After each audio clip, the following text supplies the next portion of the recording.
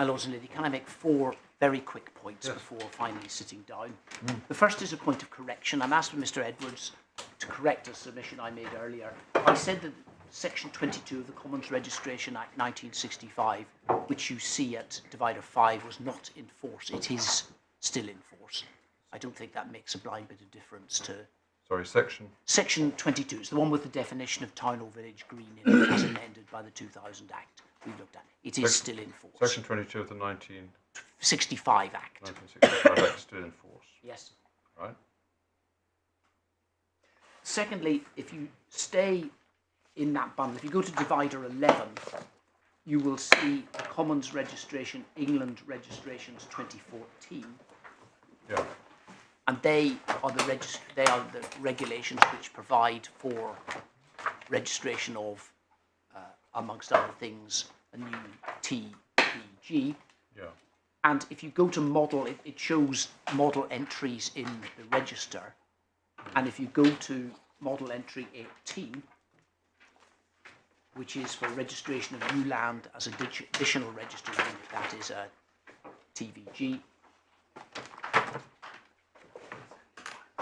Yeah, this is only in force in pilot areas, but it does provide for description of the relevant area. It's not yet fully in force. Yeah. So it's a pilot, is that right? Yes. Well, it's meant to cover the entire country, but it's been a pilot scheme for some years now. It covers part of the country, I think, is the point. Right. Third point is back in that Divider 1 of the bundle. We dealt with Section 17 of the 2006 Act, and we focused on Section 17.5, which is effectively the default position whereby the rights of recreation are extinguished in respect of the release land and automatically imposed in respect of the replacement land. But we didn't focus on Section 17.7. Right. An order on this section may contain provisions disapplying the effect of Section 5b or 6b in relation to replacement land. So technically, you can order 5b can be disapplied in respect of replacement land. And B, supplementary provision as to the effect in relation to any replacement land of 1.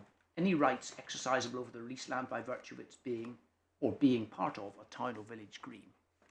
Now, that's probably wide enough to say that there are additional areas may have rights over the replacement land.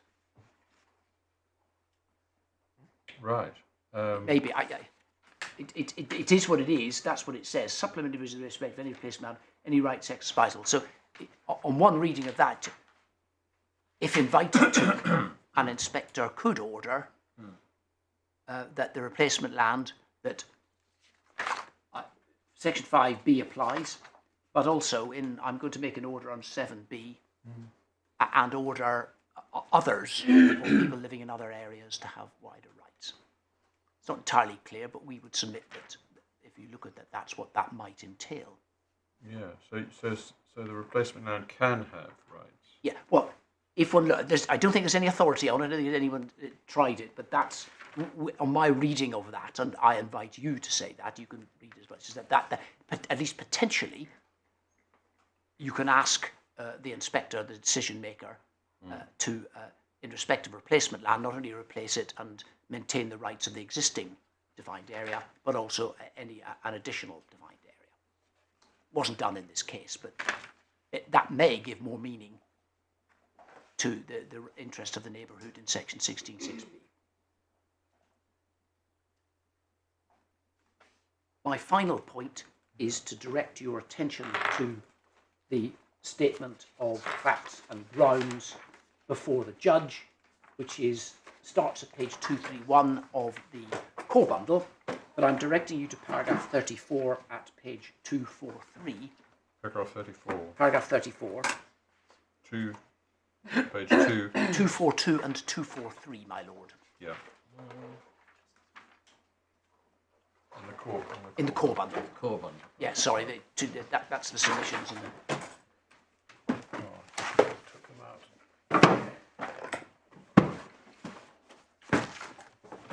Paragraph. it's paragraph 34B. Thank you very much.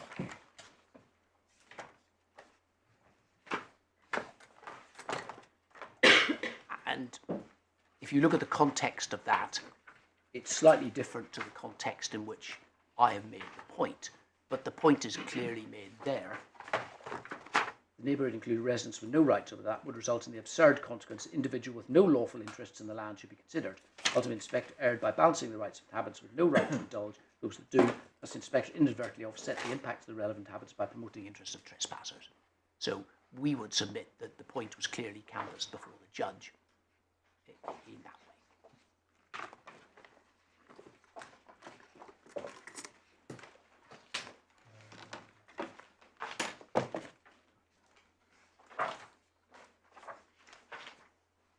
B, yes? Yes. You read it, it's a slightly different context. The submission was made about the definition of neighbourhood in section 16.6b. Yeah. But Right. the point we would submit remains a good one. Right, thank you. My lord, I'm very grateful. That's all I have to say. Thank you for your Thank you. indulgence. No, thank you for that. Thank you very much, Mr. Holland. Thank you. Yes, Mr. Flanagan.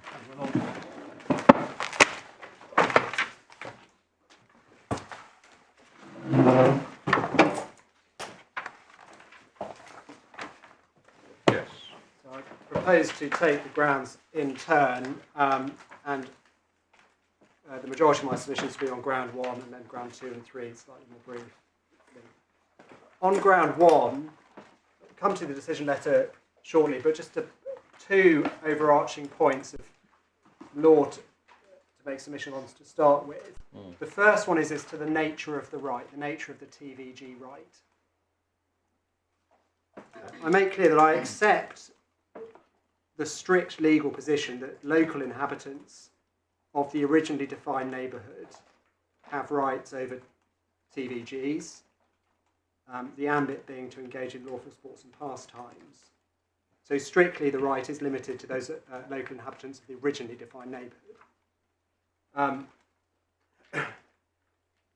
Beyond that, the courts, in my submission, have not fleshed out the content or the nature of that right very much further. And in my submission, it may not be necessary to do so in this case because this isn't, for instance, an action for trespass where the precise nature of the right might be an issue. Rather, it's a broader discretionary balancing exercise that's involved. In addition to the authorities my learned friend took the court to, I'd like to go back to one briefly, Barkus, if I can do that, which is at tab 20.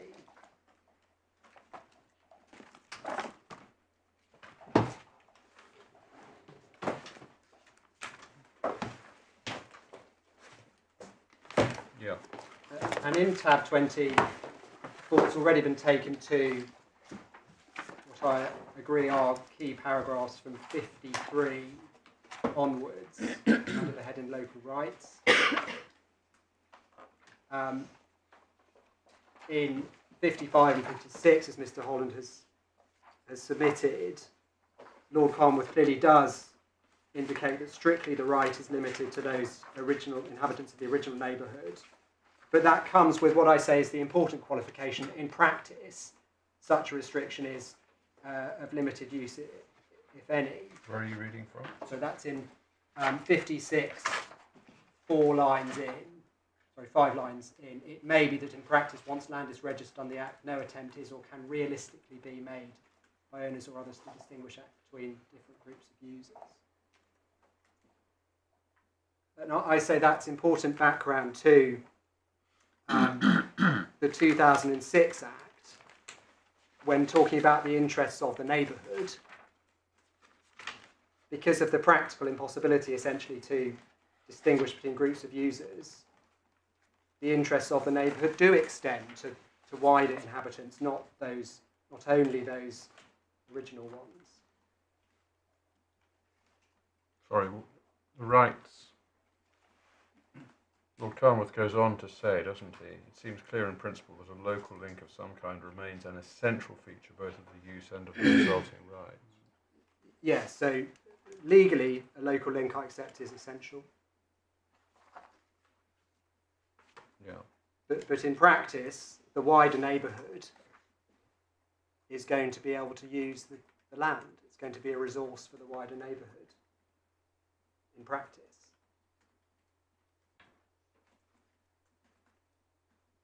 And those interests, in my submission, are capable of being relevant under Section 16. Interests in a non-proprietary sense.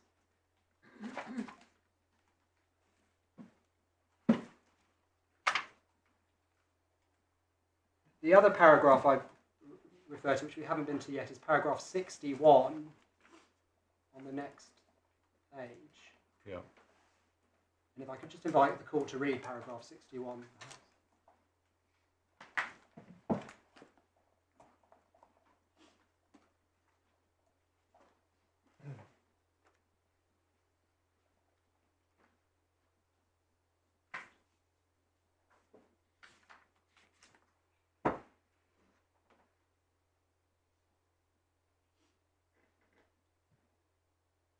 And what I take from that is that both Lord Carnwath, in his own words, and drawing on the words of Lord Hope from in Lewis and Redcar, is characterising a TVG right as a public right.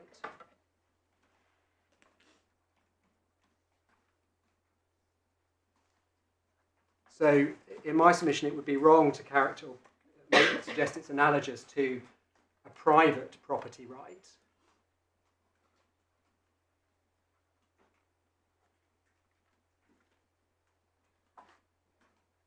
It is essentially a form of property right, but available to a class of the public.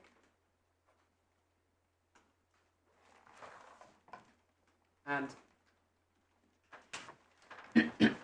in that regard, my learned friend took you to two cases, the Landlords Northern Ireland case and Sainsbury's. And perhaps just go to one of them to make my point I wish to. So in Sainsbury's, which is at tab 38,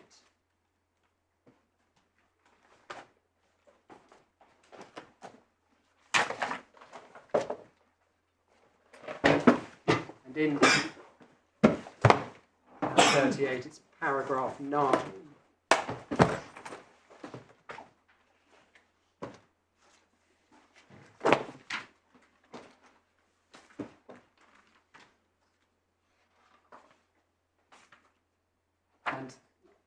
And from 2, paragraph 9, the third,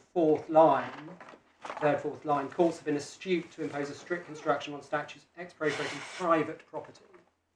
And Miss Justice Girvan in the Northern Landlords case again used the phrase private property. Leaving aside the expropriation point, which, as I say, isn't analogous because of the replacement land, we're not dealing here with purely private property, as per Lord Carnwath and Lord Hope and Barkas.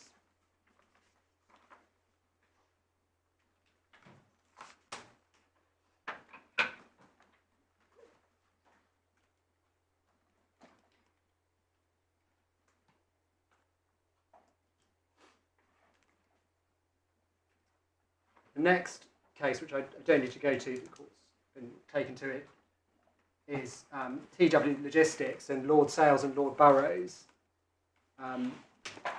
repeatedly using the word public to describe the rights in that case. I accept, of course, that the nature of the right was not an issue in the same way as it is in the present case, but it's clearly a legitimate way to describe a TVG right as a public right.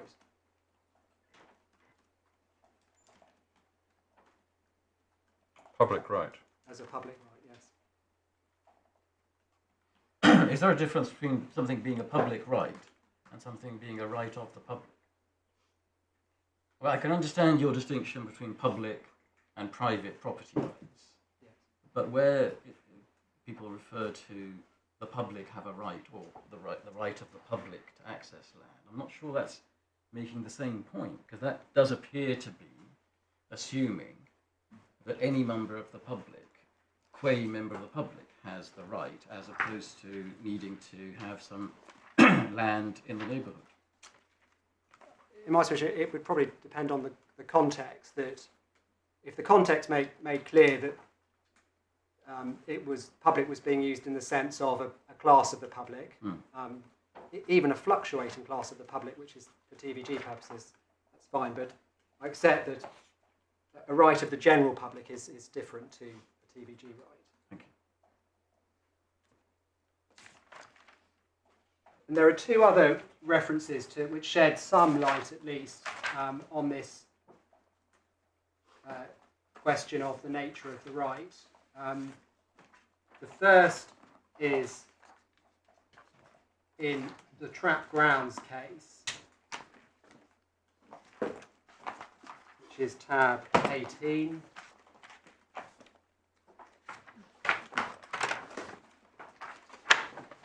And in tab 18, my letter from Mr. Holland, I think, pointed you to paragraphs 5 to 11 of Lord Hoffman's speech, and I certainly agree that those are centrally relevant paragraphs. There is also, in the argument at page 681 of the report,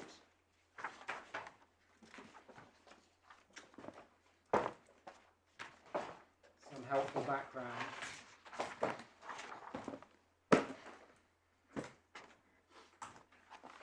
Yeah.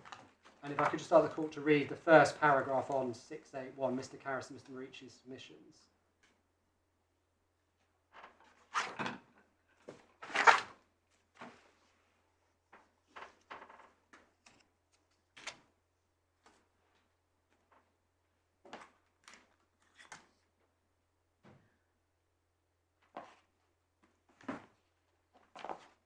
And admittedly there, reference to historical treatment not as public rights but quasi-easements. And what I take from that, even insofar as these are property rights, they're quasi-property rights or qualified in some way. And then the final reference on the same theme is tab 55 of the authorities bundle. Go to that. Sorry. Tab 55. Yes. Which is? An article by Lord Carnworth, although after his retirement.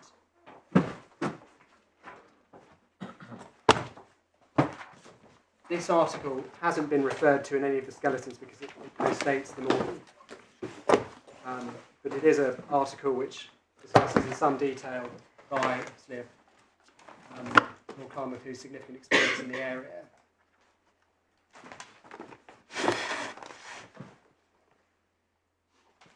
The legislation generally, the TVGs generally, and also the provisions we're concerned with.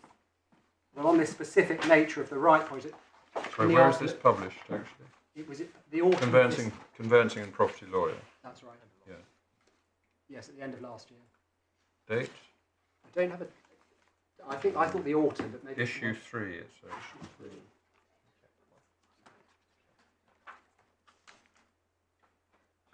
Yeah. We know it was post the High Court decision because in footnote 1 on page 223, Lord Carnworth refers to the High Court decision in the present case. Yeah, what it says, a footnote, asterisk footnote, on the first page. The writing of this article is stimulated in part by reading the recent High Court decision in this case. Since that decision may be subject to appeal, I will not comment in detail. Yes, fair to say. So here it is in the appeal. Here it is, and in defence of that, although the detail of the case might be not commented on, certainly the legislation is commented on in some detail. Section 16 included. 25th of October, I'm informed, is the date. 25th of October. Yeah. What do you want us to look at? On page 229,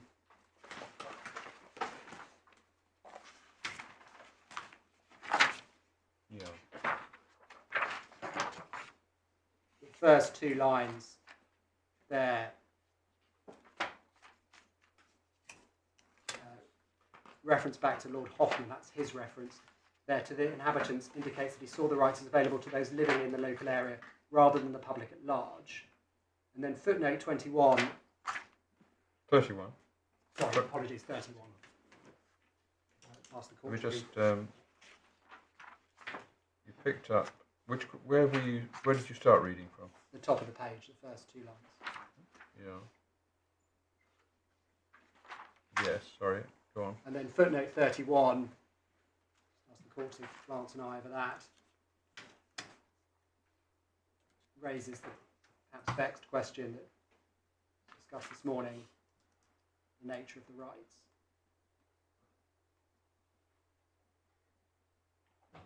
Proprietary in nature, but unlike an easement, does not require a dominant tenement. Yeah. May be enjoyed by local inhabitants who themselves have no interest in property in the relevant locality.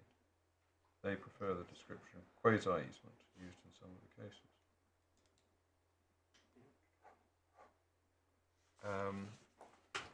He in the main text, he distinguishes between the rights as available to those living in the local area rather than this concept, the public at large, which is analogous, I think, to what you were saying just now.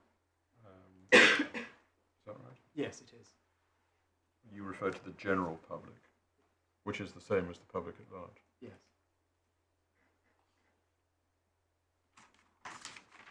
So, not precisely defined, but certainly a form of public right, also a form of property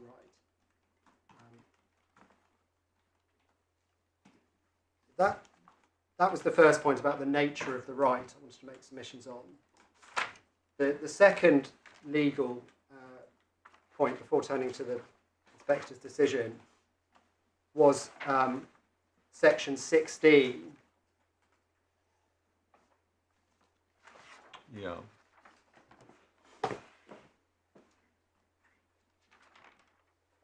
And particularly section 16b. You mean 6b? Sorry, apologies, yes, section 16 6b. And I say that the appellant is wrong to suggest below, and certainly the written argument here, that neighbourhood in 16 6b is limited to the originally defined neighbourhood only. In my submission, legally that is flawed. In my submission, it is potentially a broader concept. And there are numerous reasons why. I've got 7 short reasons why I say that is correct. I can itemise them. 7 reasons. 7. The first is that the statute does not seek to define or qualify neighbourhood in that restrictive way.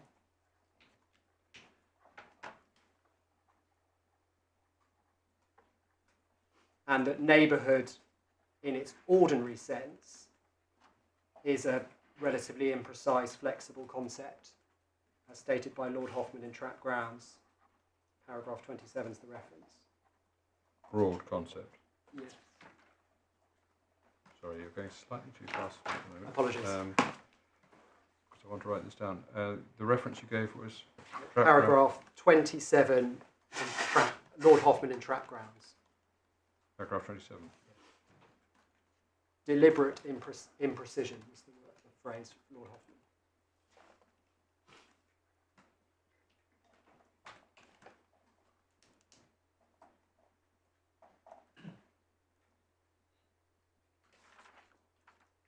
Yeah. Second point is that the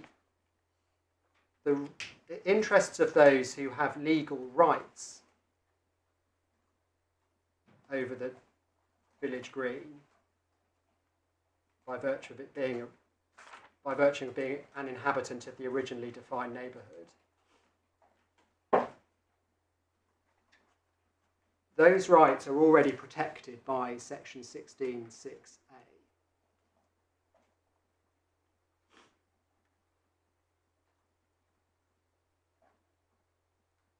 And I say it can be assumed that 16(6)(b) must have been intended to add something to A, which indicates a broader meaning.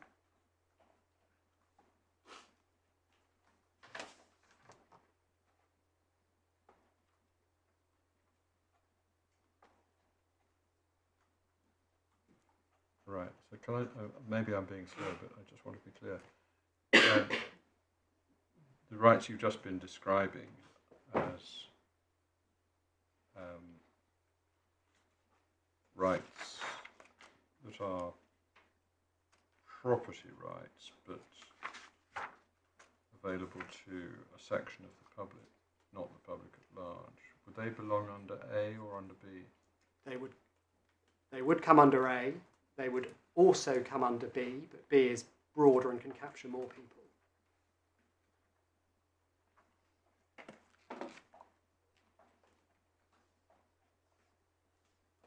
But they're under both. Yes. But what the decision maker must avoid doing is any kind of double counting. Yes. Must be right. Is that what you submit? Yes, I do.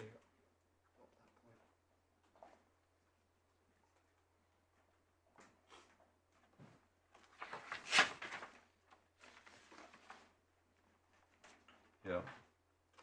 Just on a related point is, it might be asked, well, what's the purpose of section 16(6)(b), given that those with strict legal rights get in under A? Also, I think Mr. Holland has said that the wider public could come under C, section 16(6)(c. Well, the wider public would include, well, the wider public would be the public at large. Yes. Or the general public, if you will. I mean, at some point you need to confront, don't you, the status of those who are described as potential trespassers. Do they fit into your argument somewhere? They do. They would be inhabitants of the wider neighbourhood, not the originally defined one. I mean, do you accept that they would be trespassers? I think it's an inapposite term because of the practical reality of TVG rights. Or do you want to come to that when you come to it? Were you going to come to that? No, that was what I've really got to say on it. Legally, I accept they have no right, but categorising them or referring to them as trespassers, while it might reflect the legal reality, doesn't reflect the practical reality. Well, you're saying that implicitly the Act requires, or envisages at least, that trespassers are included in the overall assessment for practical reasons. Yes.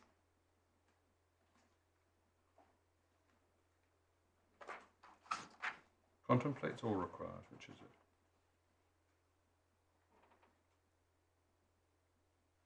Requires, on the basis that section 16(6) is a mandatory set of considerations. So section 16(6)(b), I just want to be clear, I don't want to put words into your mouth, of course, at all, but section 16(6)(b) requires, or potentially requires, yes? Yes. Because it is a potential requirement. Yes. The interests of trespassers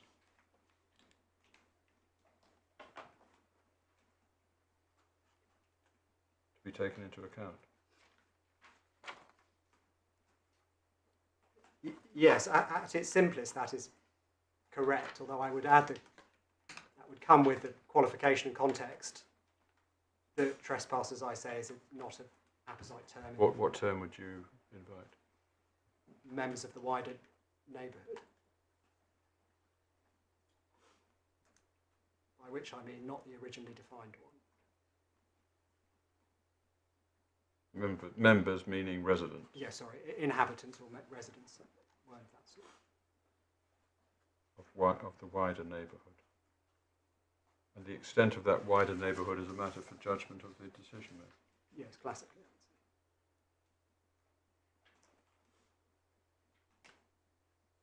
Is that how it goes? Yes. Yes, precisely so. Any authority for that? No direct authority. There's certainly authority that the concept of neighbourhood is a judgment for the decision maker.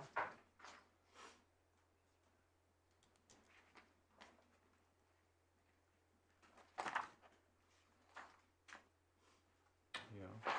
And in my submission, that would equally apply in respect of section 16(6)(b). Subject to Wednesbury test. Subject to Wednesbury.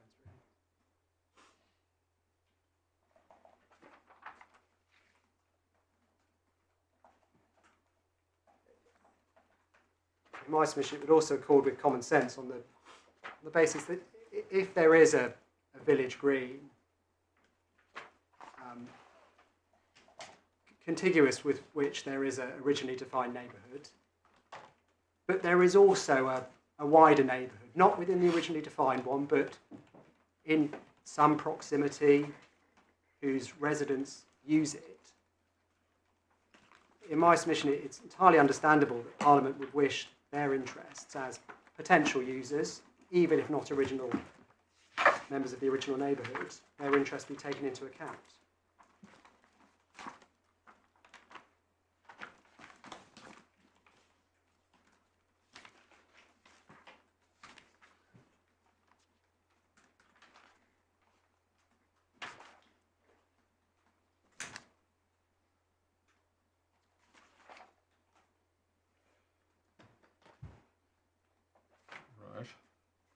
Right. Are we still in point 2 of your Yes, 7?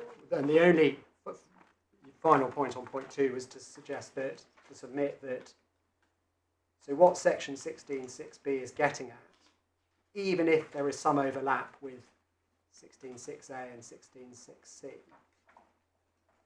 is a focus on the neighbourhood, broadly understood, to which the green relates, which relates to the green.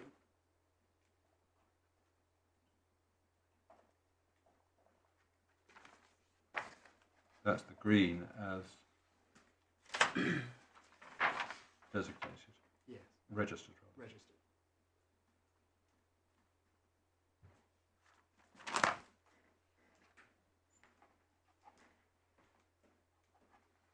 Right.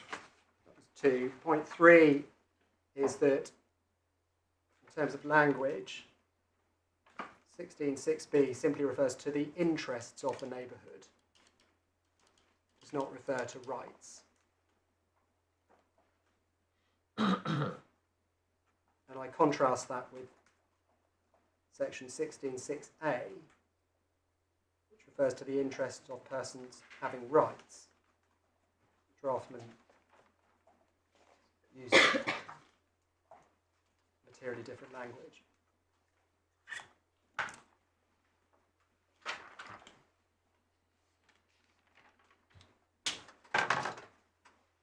The appellant submission would essentially cut down the interest to be the rights in section 16(6)(b).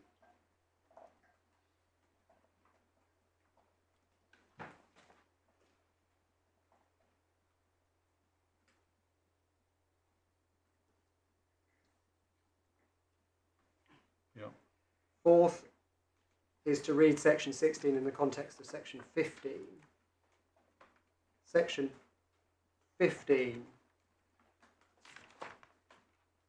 section 15.2, which we looked at earlier, allows for registration where a significant number of the inhabitants of any locality or of any neighbourhood within a locality have indulged for the requisite period, so forth.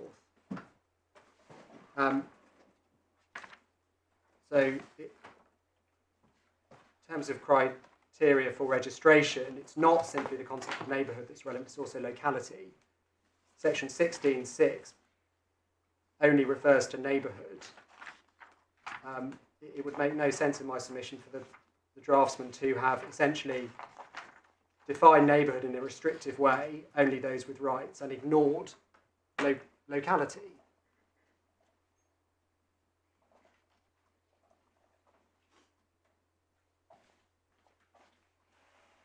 Well, you say it's a broader concept. Yes, exactly. And a deliberately broader concept. Deliberately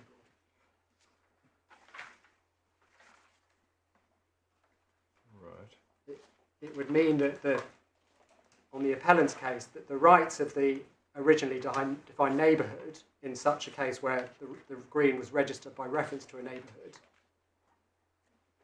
would have statutory recognition in this deregistration process. But the rights of where the green was registered by reference to a locality, the rights of the inhabitants of the locality would somehow not have that significance, which would be illogical. Say that a locality can become a neighbourhood. It's locality or neighbourhood within a locality, so neighbourhood being a subset of locality. Yes, but that's why I asked the question. Because if neighbourhood is a broader concept, I mean, theoretically at least, the neighbourhood, for the purposes of section 16(6), could be coextensive with the locality of which the original registration fixed on a neighbourhood as part. Yes. Sorry, I wasn't keeping up. Yes, that precisely so. It could do.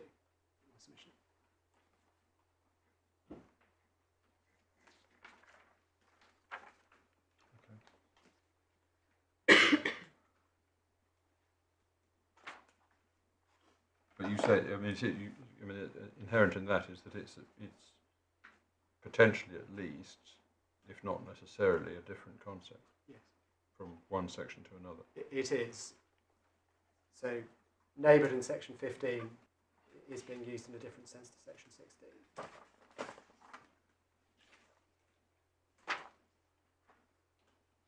Potentially. Right. That's for fifth point, is that section 16 applies not just to TVG land, but also to common land.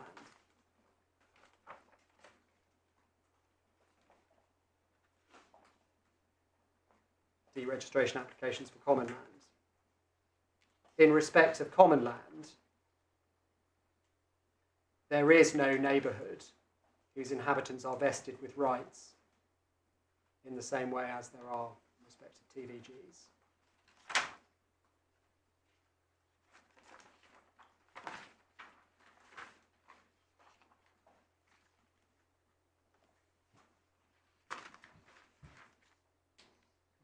So to suggest that neighbourhood in section 16(6)(b) is limited to some narrower class of people by reference to original registration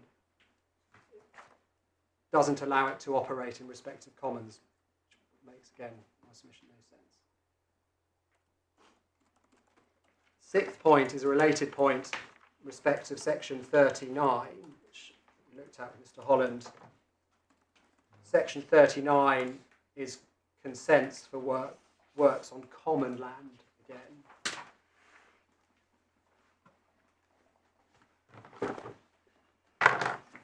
And section 39(1) has the same four mandatory criteria to which the decision maker has to have regard. Section 39(1)(b) is the interests of the neighbourhood. And so I make a similar point. Interest of the neighbourhood there can't mean interests of the neighbourhood as originally defined registration, because it's in respect of commons where there is no such neighbourhood.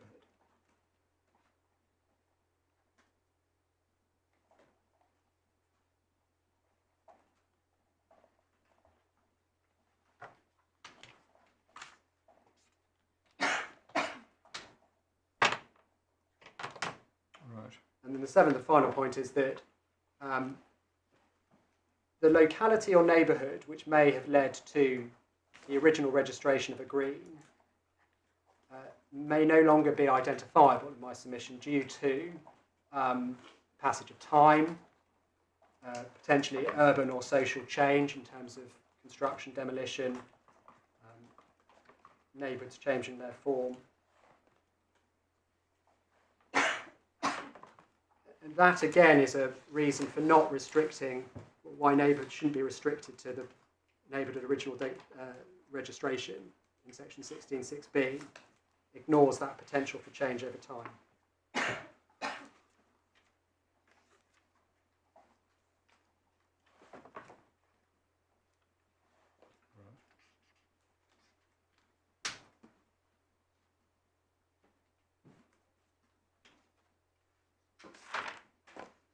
Yes. Then finally, before I come to the decision letter, just one point, overarching point on section 16 and deregistration. The article by Lord Carmouth to which I referred, the court has the opportunity to read it. Pages, I'll just give the references, pages 230 to 234 in tab 55.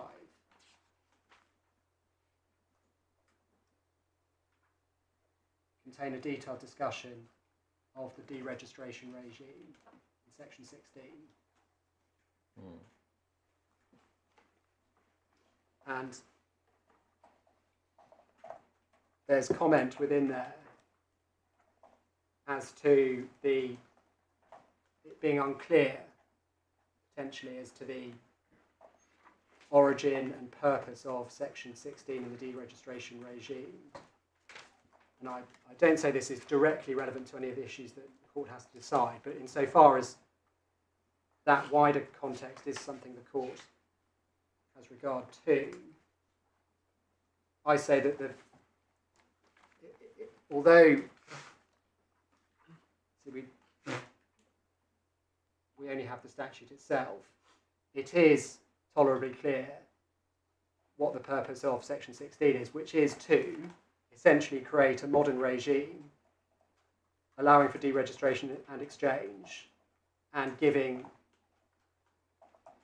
wide discretion and flexibility to the decision maker to protect a number of interests, but allow for deregistration and exchange if it's in the public interest. Do you accept that in that modern regime there is any priority for recreators' rights, as we've called? No, I don't accept there's any priority.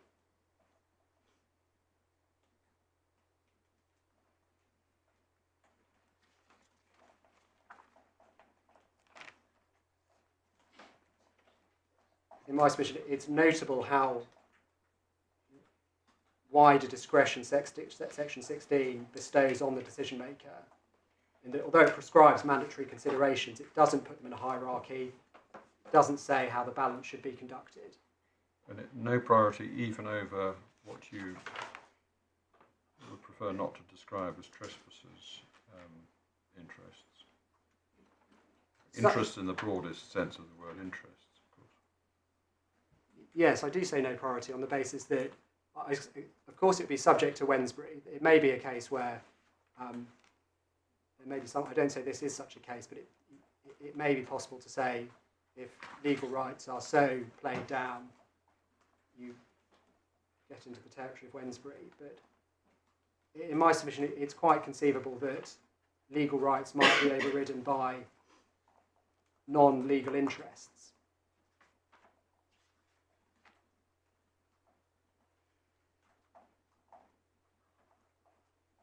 Both those of the wider neighbourhood and more broadly the public interest.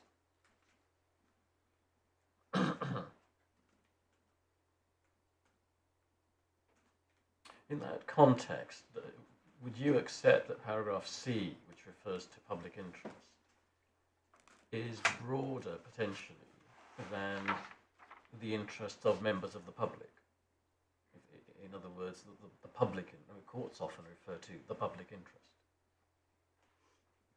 It's a arguably a more broad concept. In other words, it's not talking about the interests of human beings, but a more societal interest.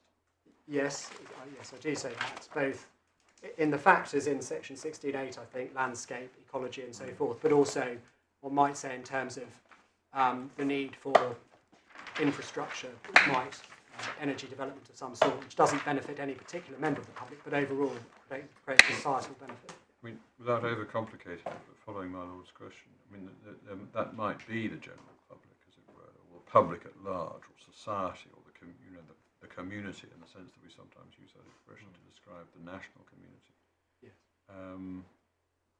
broader community. So there may be a separate and broader consideration under C than even under B. Maybe. Yes. Is that right? I don't want to, I really am testing this question. No, in my submission that is right. That section C is a particularly wide category. Public interest operates on a number of levels, both the members of the general public, but also a wider societal interest, national interest.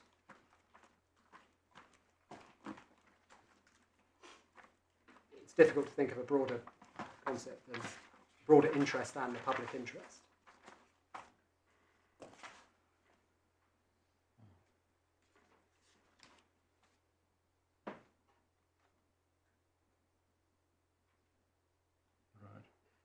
And on this point about the context and the purpose of the regime, there are two other references you have in the.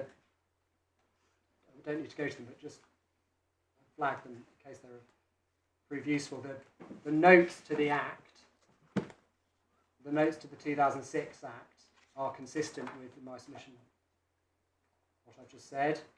Putting deregistration on a modern footing, allowing the public interest to be taken into account in a broad way.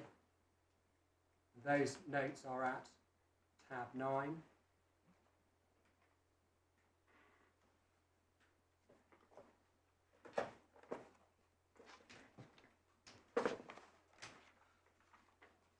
Yeah. And you have there's a slightly broader statement in the explanatory memorandum to regulations, which Alan was taking you to. That's at tab 10.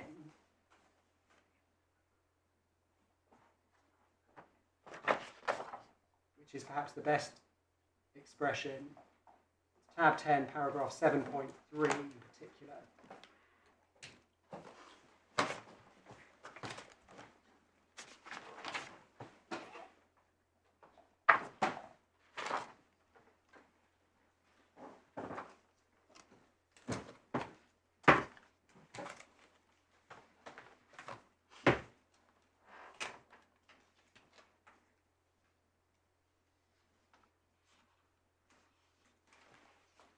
Yeah. And then finally, Which speaks of the wider public interest. the wider public interest.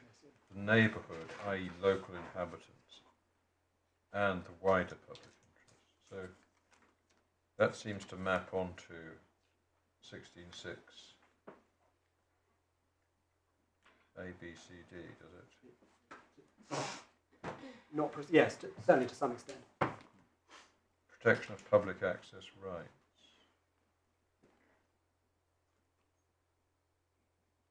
Yes, that's 16. Including, in particular, protection of public access rights.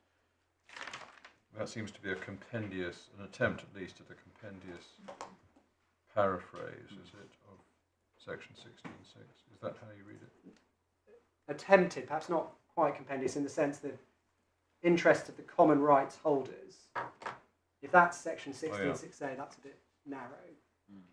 Well, this is, remember, the 7.1 says section 16 and 17. So it starts off by encompassing 17 as well as 16. So when we get to 7.3, we've got to remember that that's how it's set off. It also covers both common land and TVGs, so it might be that where it's referring to common rights holders, that's more apt in the context of common land. Yeah. Yes. It's interesting that it seems to differentiate between the neighbourhood, which it equiparates to local inhabitants, i.e. local inhabitants, it says, and the wider public interest. And you would argue, would you, that or those two concepts correspond respectively to B and C? Yes, precisely.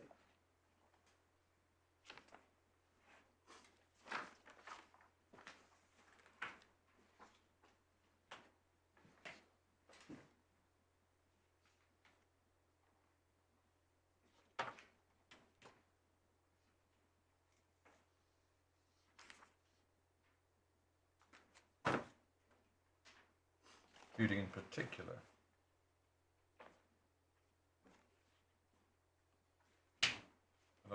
we mustn't overread this, I suppose, but it's the specificity or particularity of those considerations that is picked out, Reflects including the protection of public access rights. In other words, that's not giving priority to those things necessarily, but it is identifying them, deliberately identifying them as things that must particularly be given consideration. But it's protection of public access rights.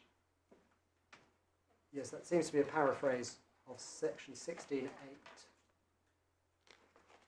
Yeah.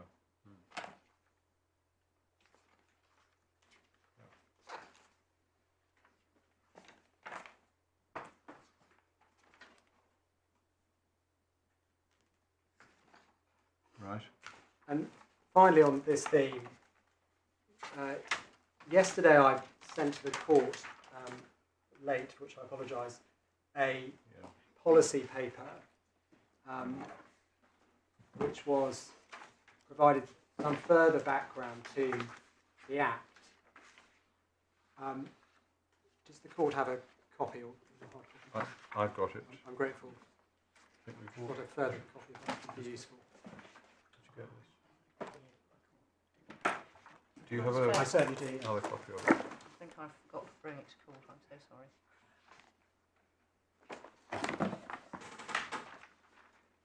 Thank you very much. Thank you.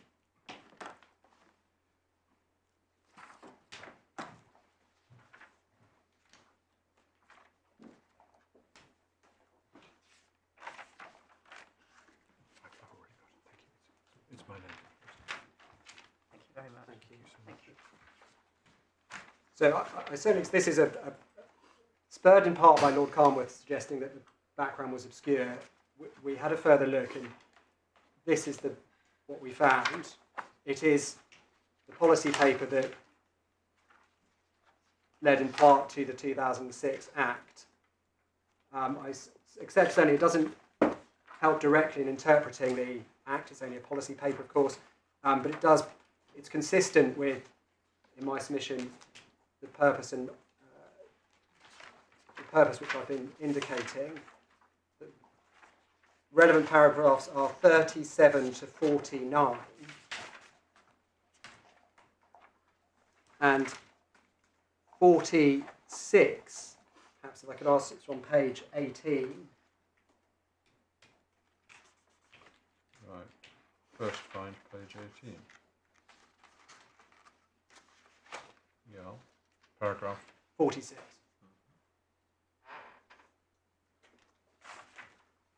Thank you.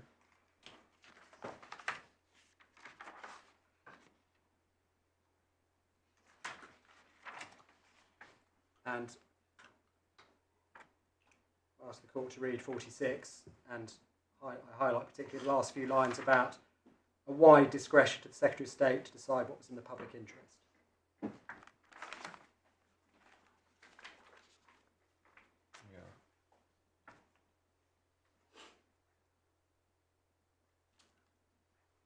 Yeah.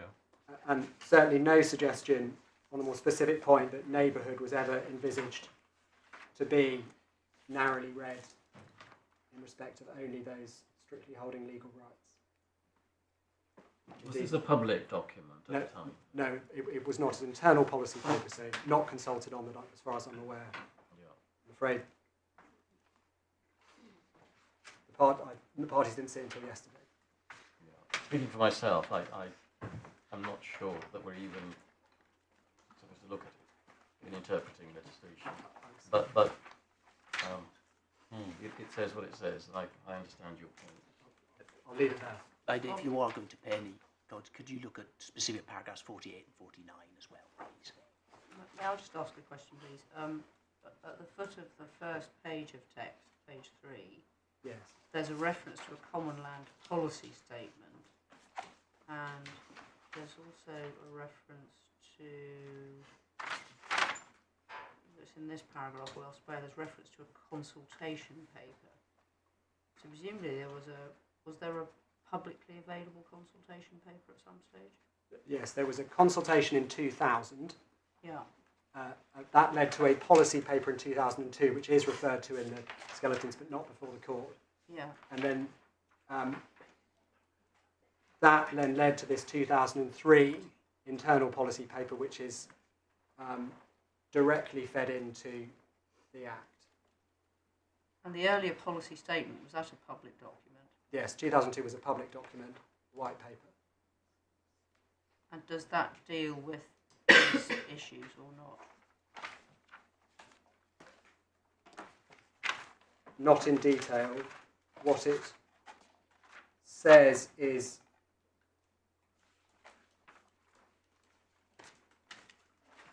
you have it on page 15. It's extracted into this document, in fact. Right. In the middle of the page, there's a box under Other Provisions for Deregistration on page 15. Yeah. Common Land Policy Statement, paragraph 8.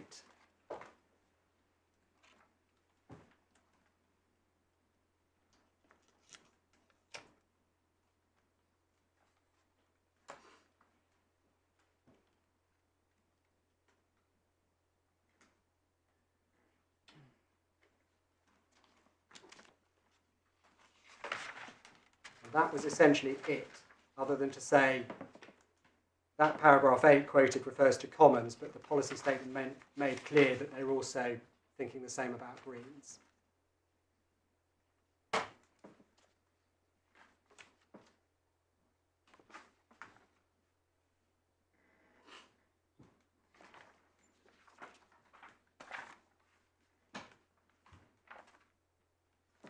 But just to follow up on the point that my Lord Justice Singh made, I think if this is an internal document, it probably isn't admissible.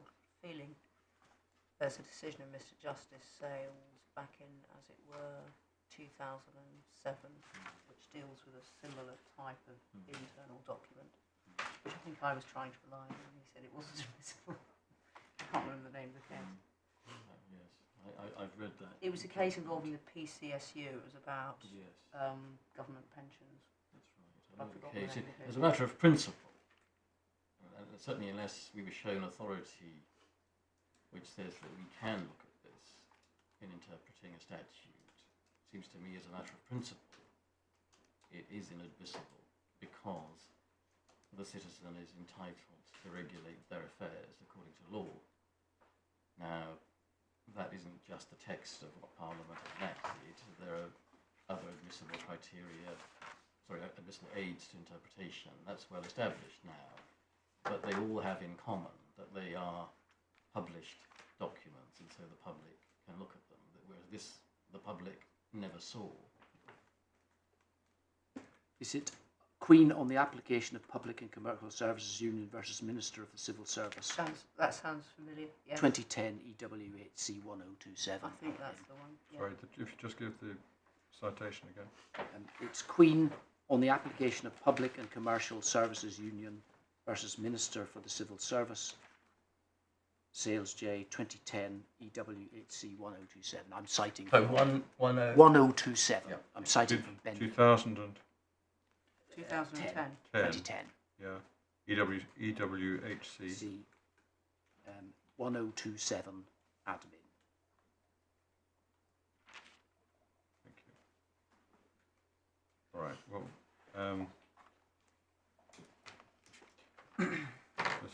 Flanagan, should we leave that? I don't, and I'm happy to. I don't place any significant part in it. I should be clear. I didn't want it to be thought that Lord Carnwath, having made his remarks about the obscurity of this provision, that no attempt had been made to help. But I see the objections, and I. No, understood. All right. Well, that's fine. Now let's just, while we're pausing, look at the clock. Yes. You've set out some background to what you're going to submit on ground one, at least. I'm keen to ensure that we don't find ourselves rushing. So, I can. if you could make your submissions on the grounds, how long do you think you need reasonably to do that? Half an hour. And that gives Mr. Edwards time. I mean, he obviously won't duplicate submissions. If he needs to elaborate them, he can do that, but he can simply adopt them if he wishes to do that, as he knows.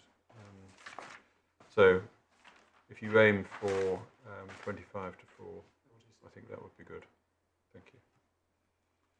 So turning to the grounds then, ground one, just before I go to the decision letter, there's one paragraph, 2 paragraphs in the applicant's closing submissions, which I say are relevant context to ground one. That's at page 241.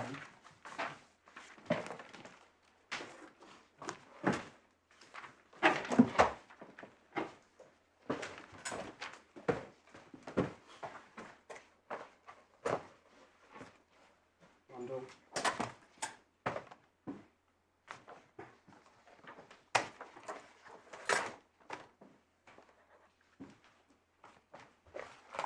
And on page 241, at paragraph 15 of the closing submissions by the interested party, there is a footnote 2 at the bottom of the page,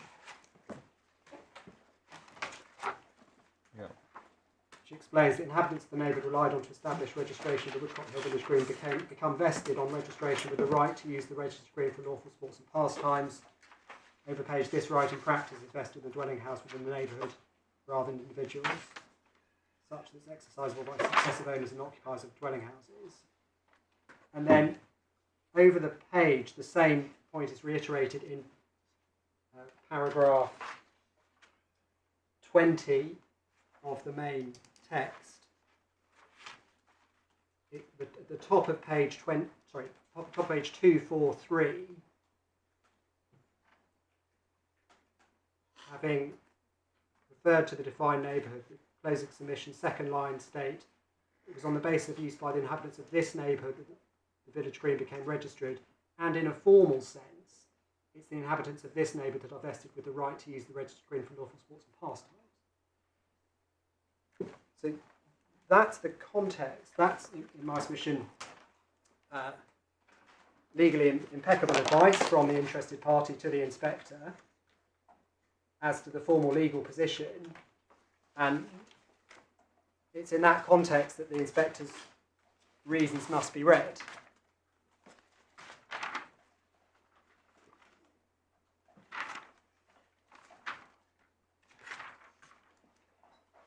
The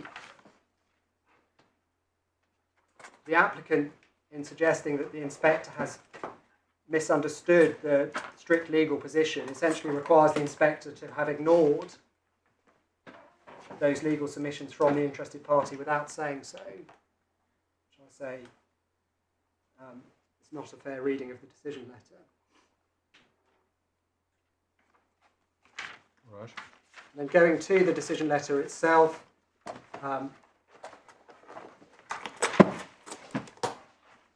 paragraph 15, sorry, this is page 253 of the main core bundle. Yep.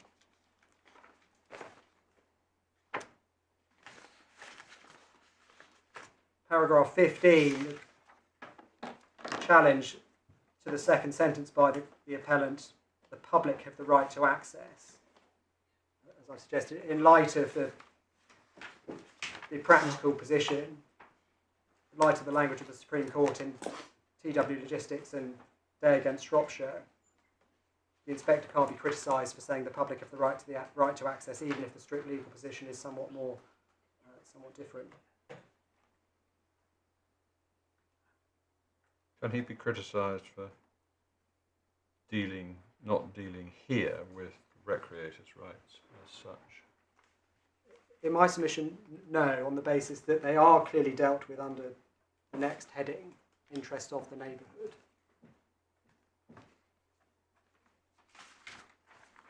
And that it would be unduly formalistic to require the inspector to dealt with them here, when they're dealt with later. And given that there are, in my submission, there is overlap between these categories.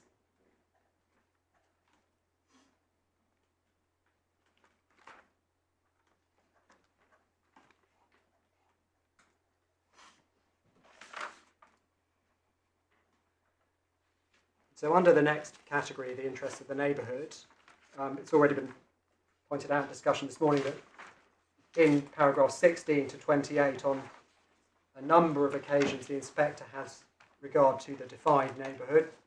No dispute about the fact that he got that correct. And in paragraph 27, where he brings it together, he clearly recognises that the defined neighbourhood will be, to some extent, further away from the replacement land and the release land. So he takes that interest into account. He doesn't, in my submission, conflate it with the interest of the general public. He deals with it specifically and picks it out. Paragraph 27. 27, yeah.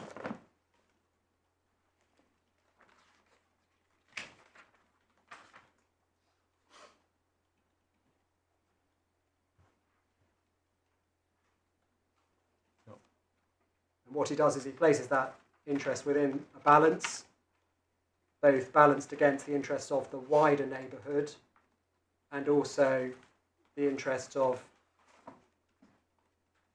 the public interest more generally, which section 16 of my submission permits him to do. There's one just specific point in respect of any detriment. The court's been taken to 27. 48 and 49 in my submission are relevant as well in this respect. Sorry, which paragraphs? So paragraphs 48 and 49, Yeah. which is under the heading of public access. 48 explains that there was unchallenged evidence by a transport consultant for the interested party as to the nature of any reduction in accessibility to the defined neighbourhood. And then in 49, which is the nub of it, the first 4 lines, this analysis suggests that the approval of the application would have only a marginal adverse effect on accessibility from the defined neighbourhood, but would significantly improve access from a wider area, notably that to the west of the green. So even to the impact on the defined neighbourhood is in any event marginal in terms of being adverse.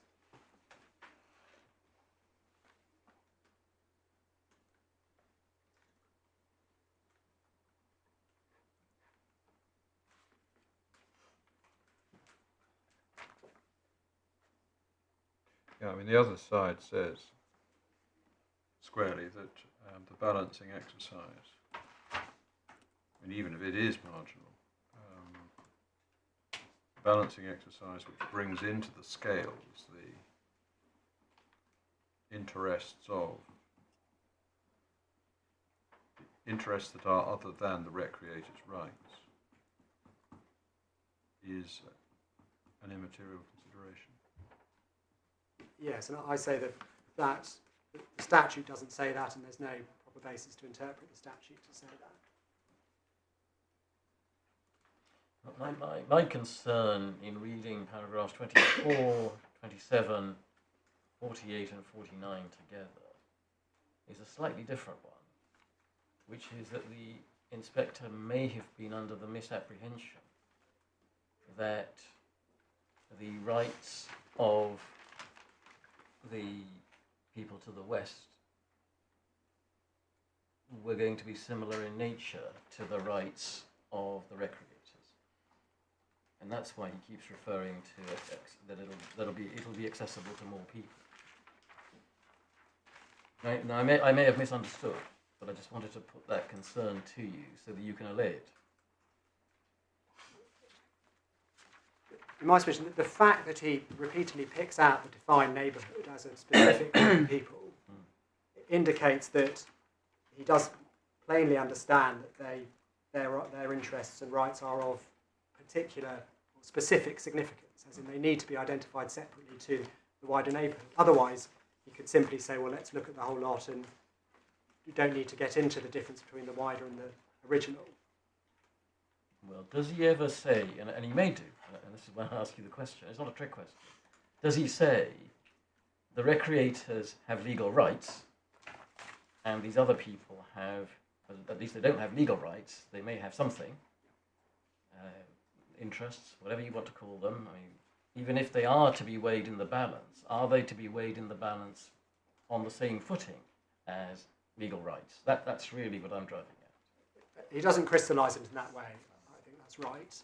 But I say in the context of it being common ground at the inquiry that recreators have these rights, as per Mr. Edwards' closing submission, in the context of the inspector saying this was the original neighbourhood, this is where the green came from, that's what he, saying this is the original defined neighbourhood, this is where the green arose from, and in the absence of any suggestion that he's misunderstood the legal position, in my submission he must recognise that that defined neighbourhood requires specific consideration, which is what he gives it, even if not descending into the legal niceties.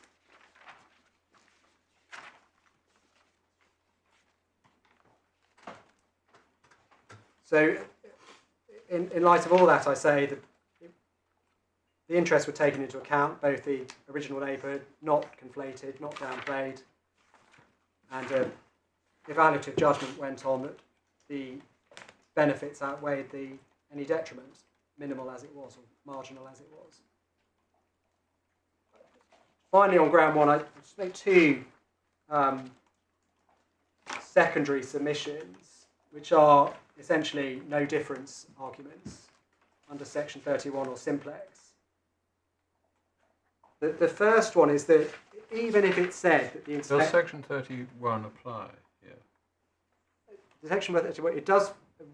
This is a claim for judicial review. Yes. It's not a statutory challenge. No, so section 31 is judicial review. I say simplex because... So it is section... It is a section 31 2A case. Sorry. No. So section 31 2A, it being highly likely the outcome would not have been substantially different if the conduct complained of had not occurred, that being the test. Yeah, the outcome for the applicant. The outcome for the applicant. So, even if the inspector failed to understand the strict legal position that the neighbourhood, as originally defined, had rights and the wider neighbourhood didn't, in my submission, it could only conceivably make a difference if it was shown that there was material harm to that original neighbourhood.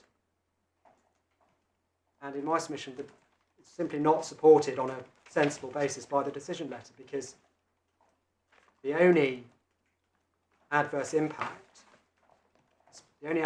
is accessibility, and that's said to be marginal. Yes, but you're changing it, aren't you, to marginal to none in your analysis. I mean, the counter argument would be, well, if it's marginal, it's still there and still carries some weight, and some weight against no weight is a different balance from marginal against something better or as good. Yeah, yes, I accept. You're inviting the court. This is what sometimes causes the court some disquiet, being drawn into some sort of quasi-decision-making role of its own in the exercise of the duty, for it is a duty, under section 31(2)(a), because it's cast in terms of must. I think. I accept that marginal is different to none, but given that the test is highly likely, and we're only in the realms of a marginal adverse impact, this is an area where even though there was some impact, it's of such an expressly marginal nature that it sensibly couldn't be seen to affect the outcome. So even to the extent that strays into the merits, it does so only just.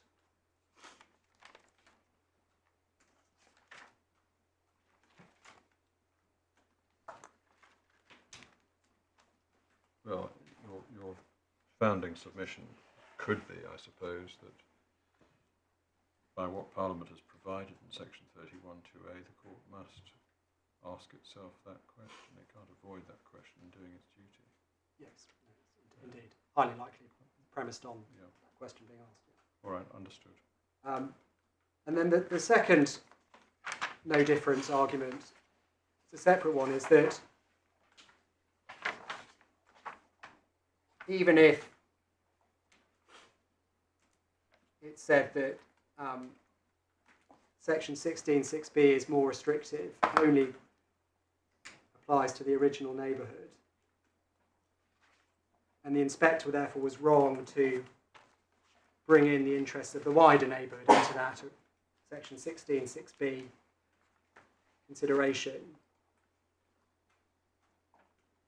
Those wider interests would simply have fallen into section 16(6)(c).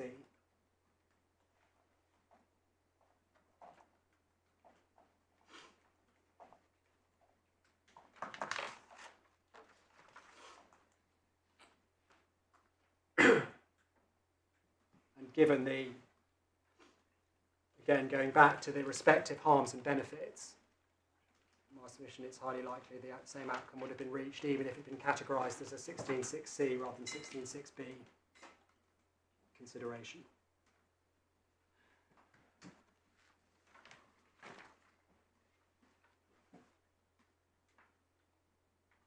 Right. So those are my submissions on ground one. Turning to ground two.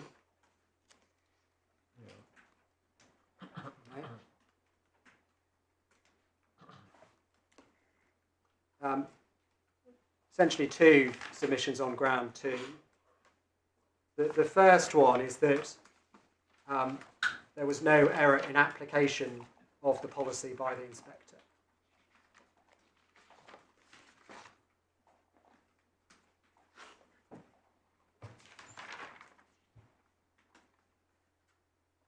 The inspector at paragraph 14 of the decision letter, page 253, had express regard to the common land consents policy guidance. That's an issue under ground 2, read with footnote 2. So it can't be said that policy was left out of account.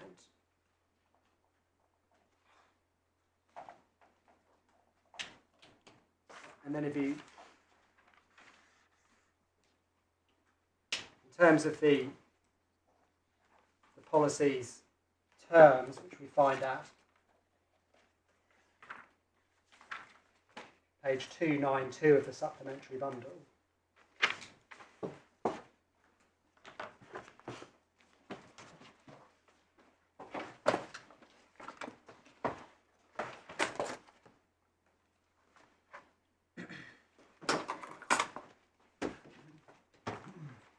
paragraph 5.1 on page 292, it's relied on by the appellants,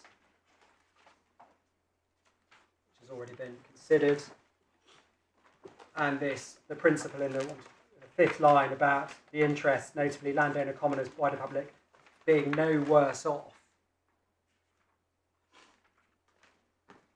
Well, in my submission, if looking at the inspector's findings, it's not arguable that there would be a conflict with that policy. The inspector found marginal adverse impact on accessibility to the defined neighbourhood. That is essentially what's relied on by the appellant for conflict with paragraph 5.1. But in my submission, 5.1 can't be read to exclude even marginal adverse impacts. No worse off, read sensibly.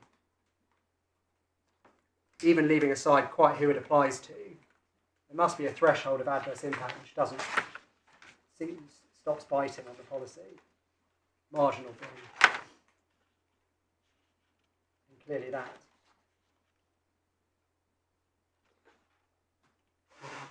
So I say it can't be said the inspector reached any unjustifiable conclusion in applying the policy. That would also be a Wensbury test in any event given its application of policy. And then that leads me to my second submission, which is about an interpretation of the policy. I'm so sorry, Mr. Fang, can I just interrupt for a second and just ask you about the reference about halfway down paragraph 5.1 to part O above? Should that be a reference to part 3? It should. On page 2, no? I just wanted to check. Thank you.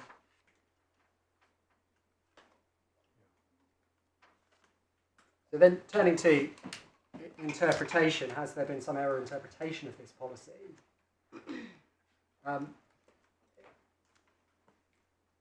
In my submission, the normal rules about interpreting policy as opposed to statute apply. I don't read it like a contract or statute. And so when it says, lines 4, 5, the interests, notably landowner, commoners, wider public, will be no worse off,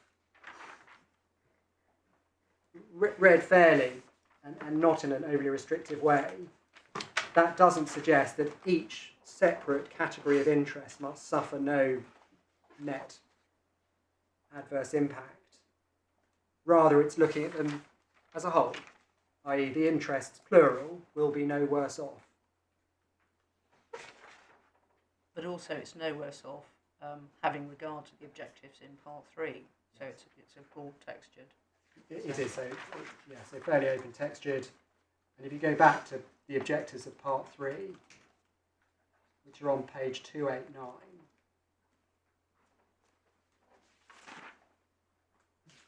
they're there set out. 3.2 might be said to be most directly relevant to this. 3.2 first bullet point might be most directly relevant to the point we're concerned with. That stock of common land greens not diminished, so that registration of registered land is balanced by the registration of other land of at least equal benefit. So the objective there is in fairly broad terms. Equal benefit, looking at matters overall.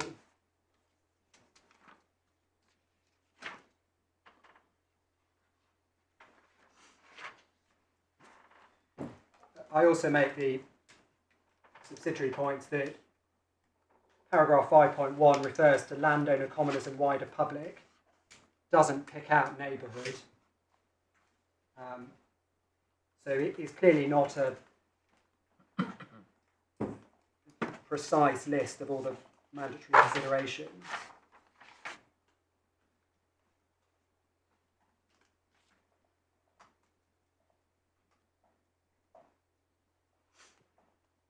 And also, if the appellant's approach is right, that there must be no net harm, in my submission, why would you stop at the category of interest? I think the point perhaps raised by the court earlier. Why not go down to each individual member of the original neighbourhood? Which indicates the absurdity of the submission in my submission, that it can't be read in that restrictive way. It's not prescriptively worded, and it's simply requiring an overall position of being no worse off. Do you say that paragraph 5.1 needs to be read as a whole? Yes, I certainly do. Because certainly later on, and again, one must be careful not to pick out specific words and phrases, but in the ensuing sentences, the paragraph makes it clear that what the Secretary of State is looking for is equality in the exchange, both in terms of area and equally advantageous to the interests. And then she refers again to evaluating the exchange in terms of both quality and quantity. So it might be said that the overall thrust of this paragraph, when it says no worse off, is as you submit, that you look at the overall package of what's on offer and ask yourself, is that going to make things worse? That's what it looks like. Indeed, and the real thrust of it, in addition to that, is that there are lots of things which you need to take into account: quality, quantity, relevant interest. But it's the overall picture that you end up looking at, not being more finely grained. And it leads to finally the point the judge made, I say, rightly, that interpreting it more strictly would, one can see, hobble the statutory regime, as he put it, as in almost every exchange there's going to be some element of winners and losers, to put it starkly, or some disadvantage, even if marginal adverse, as in this case. And if you say, if that is to preclude exchange, unless you say you're going to start departing from the policy, the statutory regime becomes significantly more less useful, essentially.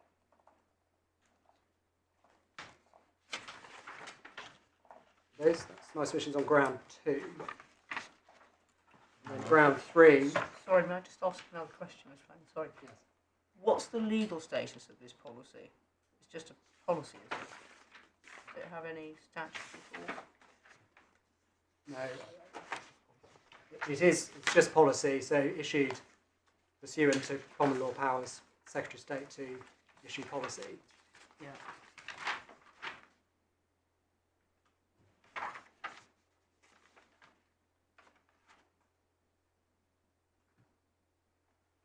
Thank you. I think it's explained so far as it goes on page 287. This note, it says, para 1-2, sets out the Secretary of State's policy in relation to the determination of such casework. It is published for the benefit of the planning inspector, applicants for consent, and others with an interest in applications, such as objectors. And then it's statutory frame. But as to its actual status, it is a policy document issued under common law powers to do so. Yes, thank you. Right.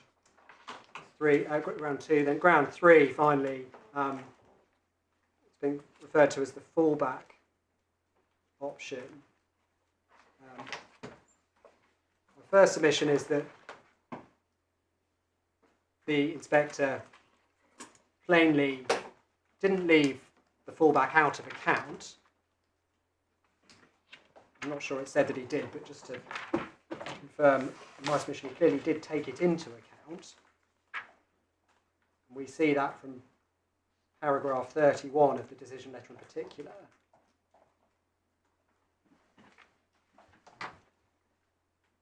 Where he records the suggestion, third line, on behalf of objectors, that there might not be a need for some such work to be permitted, as it could be construed as a lawful sport or pastime appropriate to a village green.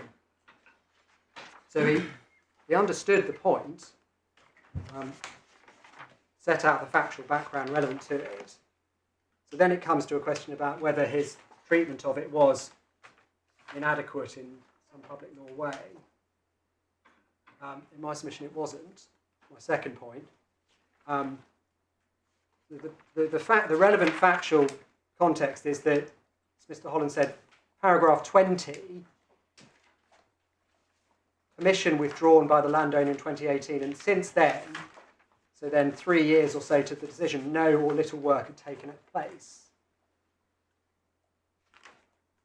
So the applicant was making this submission, but against the factual background of not having acted on their their suggested understanding of the legal position.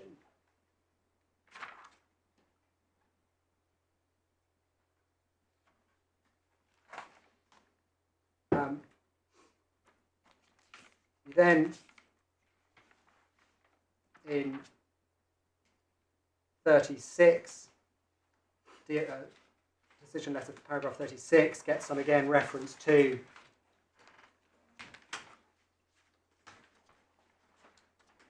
the conservation value continuing to degrade unless maintenance work resumes. So again, the inspector alive to what the applicant was saying.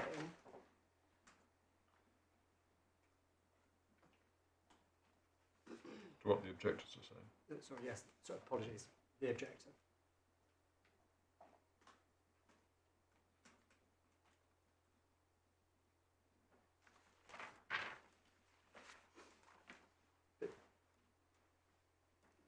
The inspector continues with his consideration of, this is all under the heading of nature conservation, and we get to paragraph 39, and the inspector says, overall, proposed deregistration and exchange of village green land would appear unlikely to result in any significant adverse effect with regard to nature conservation, and proposed landscape works and replacement land would likely have some benefit. The inspector there, when asking what was likely, in my submission, was plainly must be seen to have regard to his consideration of the fallback. So objectors were saying, well, we could legally resume. Nothing had happened factually, that hadn't in fact happened over a period of years. The inspector at the end then looks at what's likely and says, I don't think it's likely that there will actually be any significant adverse effect.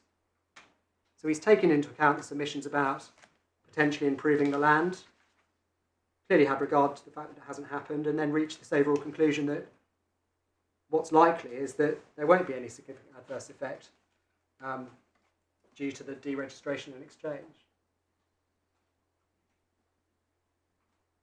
So, not left out of account, inspector clearly looking at what's likely to happen.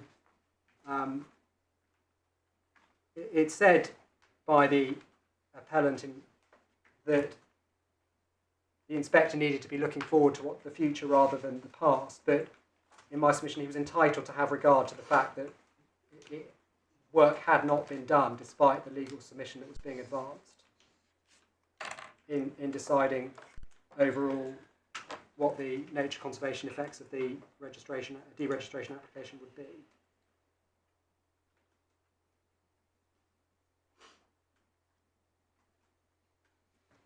And he's entitled to draw an inference about what's likely to happen in the future from what's happened so far. Yes, it's a good guide, potentially. Well, the other side says, although I think it's in the skeleton argument more than it's in oral submissions today, that legal advice had been taken, and the objectors to deregistration were now under a different understanding of their legal rights. Their legal rights did, as a matter of law, extend to acts to facilitate the pastime of gaining knowledge and enjoyment of and enjoyment in enhanced nature conservation. That this was a different context, I think is really the thrust of it. And that, I think you need to confront that. In my submission, it hasn't been, in response to that, it hasn't been shown that there was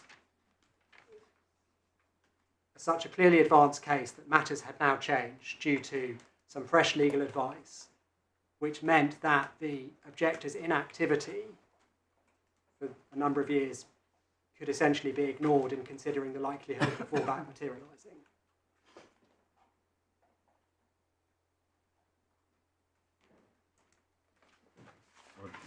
Are you submitting that this was all still a matter of judgment as to what was likely to happen, even on an understanding of the rights being, or not, an appreciation that the rights were just so, they were rights?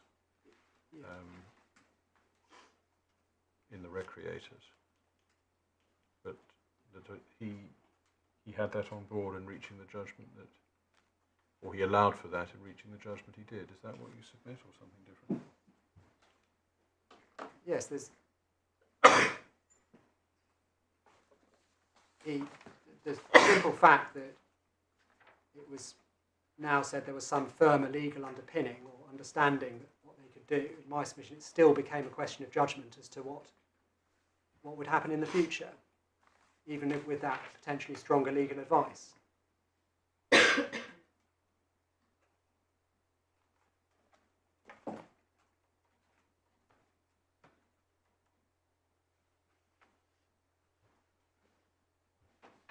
It also, just finally, it's in my submission that this is all, in my submission, to be seen through the prism of Wednesbury reasonableness and reasons, on the sense that the inspector didn't leave the fallback out of account.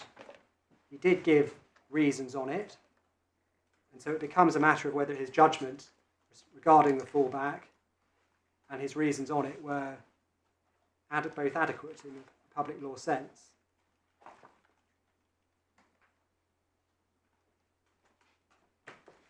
And when seen through that prism particularly, I say it's without merit ground.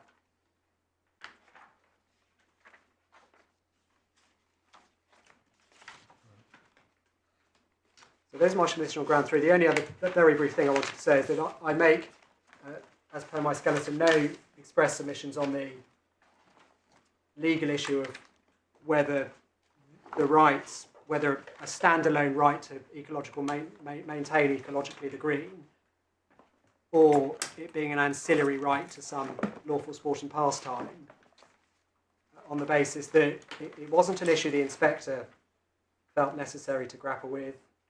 There are no detailed findings on it. For example, at paragraph 19, there's reference to clearance of brambles, scrub, planting of trees, excavation of ponds, placing of benches. But no findings as to whether that was necessary or anything of that sort to enjoy the green. And without those findings, and without the inspector having grappled with the point, I say it's neither necessary, in my respectful submission, not appropriate for the courts to I certainly don't suggest the court can't entertain those questions, but I say it's not necessary to do so. Right.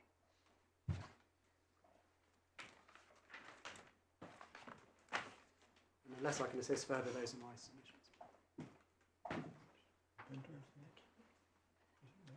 Thank you, Mr. Flanagan, very much. Thank you.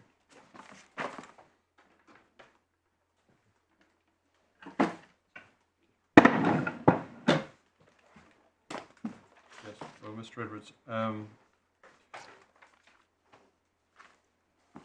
we do have to complete submissions by close of play, which is 4:30. How do you wish to proceed? Well, my Lord, if I can indicate plainly, I adopt the submissions that the Court has heard on behalf of the Secretary of State.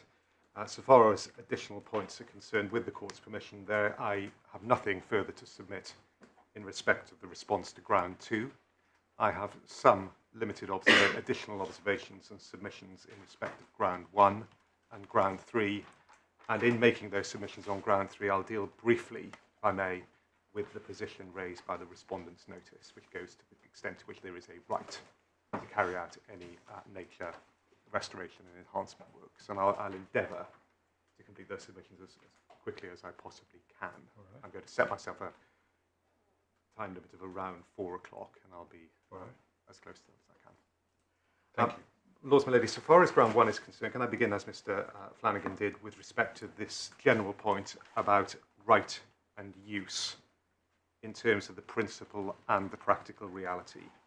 It is common ground before this court, as it was before the inspector, that as far as strict legal rights are concerned over a newly registered Class C village green, Class C being a green that is registered on the basis of 20 years use, etc., that those rights and in particular the right to indulge in lawful sports and pastimes on that land is vested in the inhabitants of the locality or the neighbourhood whose use was relied upon to support original registration. That is common ground, and that is clear enough in terms of how the courts have decided that, and the court's been referred already to the opinion of Lord Hoffman in the Trap Grounds case and Lord Carnworth in Barkas. I simply just remind the court that, of course, the Commons Registration Act itself and the Commons Act 2006 doesn't say anything at all about rights upon registration. And in the Trap Grounds case, the Oxfordshire case, Lord Hoffman essentially found that the effect of registration as a Class C green was to confer rights, and did so essentially recognising and concluding that if that wasn't the position, there would be a lacuna in the operation of the legislation. So effectively, it is court-made law in terms of establishing and recognising rights to fill an omission in the legislation. But there we are, the rights there are there. The lacuna observation is, do you have the paragraph reference? Yes, my lord, it's in the paragraphs that the court's already been referred to. It's the Trap Grounds case, it's the judgment of, or the opinion of Lord Hoffman. So it's tab 18, paragraphs 45 to 54, and paragraph 69. Can I also provide the court with an additional reference, which is Lord Scott in the same case at paragraph 104. And, my lords, the lacuna effectively arises from Lord Hoffman's conclusion that in introducing the legislation in 1965, Parliament was not legislating in vain, that is to produce a register that identifies land without intending to identify the consequences of registration in terms of the rights that follow from it. And this, of course, is in the context specifically of Class C greens, which are the new greens that are registered on the basis of 20 years' use. Greens that arise from a enclosure award will, within the award itself, establish what the rights are. And Class B greens, which arise from customary use, the extent of the right will be established by the evidence of the custom. And just for the avoidance of any doubt, the reference to Class A, Class B, and Class C arises from the definition of a village green in Section 22 of the Commons Registration Act that identifies three potential elements. Enclosure is Class A, is it? Enclosure is Class A, customary greens Class B, new greens Class C. And when you say customary greens, is that a reference to the case law, some of which we looked at this morning? Yes. Local custom. Yes. So that's been, it's not that the statute has replaced the common law, rather it has supplemented it. Is that Indeed. right? Yeah. Yes, my lord. The court's been referred to Lancashire and Hunt. I think it's the case that talks about a customary right to race horses on a particular day and a right to play cricket on a particular occasion. Those are customary greens, and the extent of the right will be dictated or confined by the extent of custom. So far as the nature of that right is concerned, the point was raised as to whether this is a property right. It's certainly not a property right in the same context as you would have a property right arising from an easement or a restrictive covenant. Notably, neither Lord Hoffman nor Lord Carnworth, in the Trap Grounds and subsequently the Barkas case, refer to the right as being a property right. They simply say it is a right vested in the inhabitants of an area. And I'd invite the court to be cautious before concluding, as a matter of law, that it is a property right. It's a right. How do you put it? The way it's put by Lord Hoffman, Lord, is it's a right vested in the inhabitants of the locality or neighbourhood to indulge in lawful sports and pastimes. It is most certainly related to property because you have to either own or live in the area to exercise the right. But in my submission, it's more akin to a quasi-public law right that is vested in the inhabitants and occupants of an area at a point in time, rather than something that, in the way that many property rights are, is attached legally to a particular title. So a quasi Public.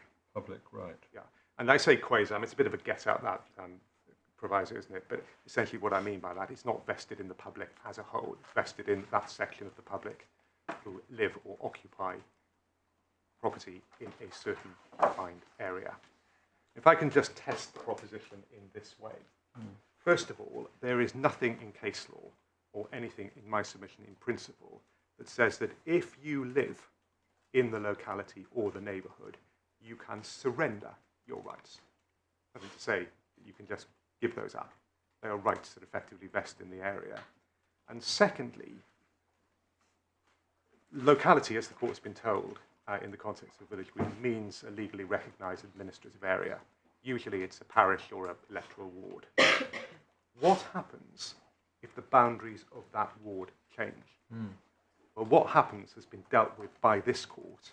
One of the cases is actually not in the bundle, a case called Adamson and Paddico, where Lord Justice Carnworth, as he was, said, well, it doesn't matter if the boundaries change, as long as the entity still exists. So on that basis, there will be effectively fluidity in terms of the extent of an area that's vested with rights arising from changes to the boundary of a locality when it occurs. So, Lord Lady, that's the practical point of principle. The practical reality, of course, is recognised has been recognised by the courts on a number of occasions, that once land is registered as a green, whoever may, strictly speaking, have the rights, generally speaking, anybody can go and use that green, and anybody does use that green. Now, so far as the references where that's been recognised as a matter of practice by the court's been referred to Lord Carnworth in Barkas, tab 20, paragraph 56. And I also invite the court in due course to have regard and consider the references in paragraphs 7 and 8 of our skeleton argument, where in paragraph 7 there's a reference to a observation by Judge Waxman, as he was, in the Oxfordshire and Buckinghamshire case, where he says in reality a landowner can't do anything to stop people using a green, and also other cases, both in the Supreme Court, I think it's TW Logistics, and the Day and Shropshire case, where the users are referred to being the public.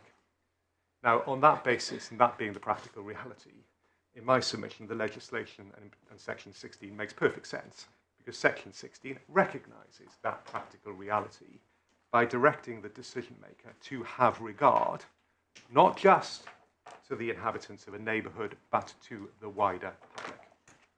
The public interest, Section 16, subsection 6c, and if Mr. Flanagan is right in the submissions that he makes and I adopt, also subsection 6b, neighbourhood. And there's nothing wrong with the legislation recognising that. Now, Lord, in response to Lord Justice Limblom's point, would anybody outside the cohort of inhabitants of the neighbourhood be trespassers? Strictly speaking, in a private law sense, yes, they would. Maybe tolerated trespassers, but trespassers nonetheless. But that doesn't mean that in legislating, as Parliament did when enacting Section 16, they didn't have regard to the users by the public, whether they're trespassers or otherwise. And the fact that they may be is neither here nor there. If the reality is that Parliament is recognising that other people other than those with a right may be using land, and that their interest is something to which regard should be had. Well, the Act does not accord them any rights of status, actually. Well, it accords them a status in the sense that I suppose that on your submission they're embraced within the ambit of neighbourhood. And or the public. And or C, the public. Yeah. My Lord, absolutely. The Act doesn't do anything to expand, reduce, change rights. What it does do is recognise both rights and use. So well, rights. There's the provision that Mr. Holland showed us just after the adjournment, which, is that right, 17.5b? Yeah. Well, I would be, yes, that was the provision referred to, my Lord. I was going to come to that, but can I deal with that point now, since your Lordship raised it? I would be very cautious indeed about relying upon that particular subsection to support the proposition that seems to be being advanced. I mean, what Section 17, subsection 7 is doing is providing effectively a supplementary power to include matters within an order once deregistration and replacement land is provided.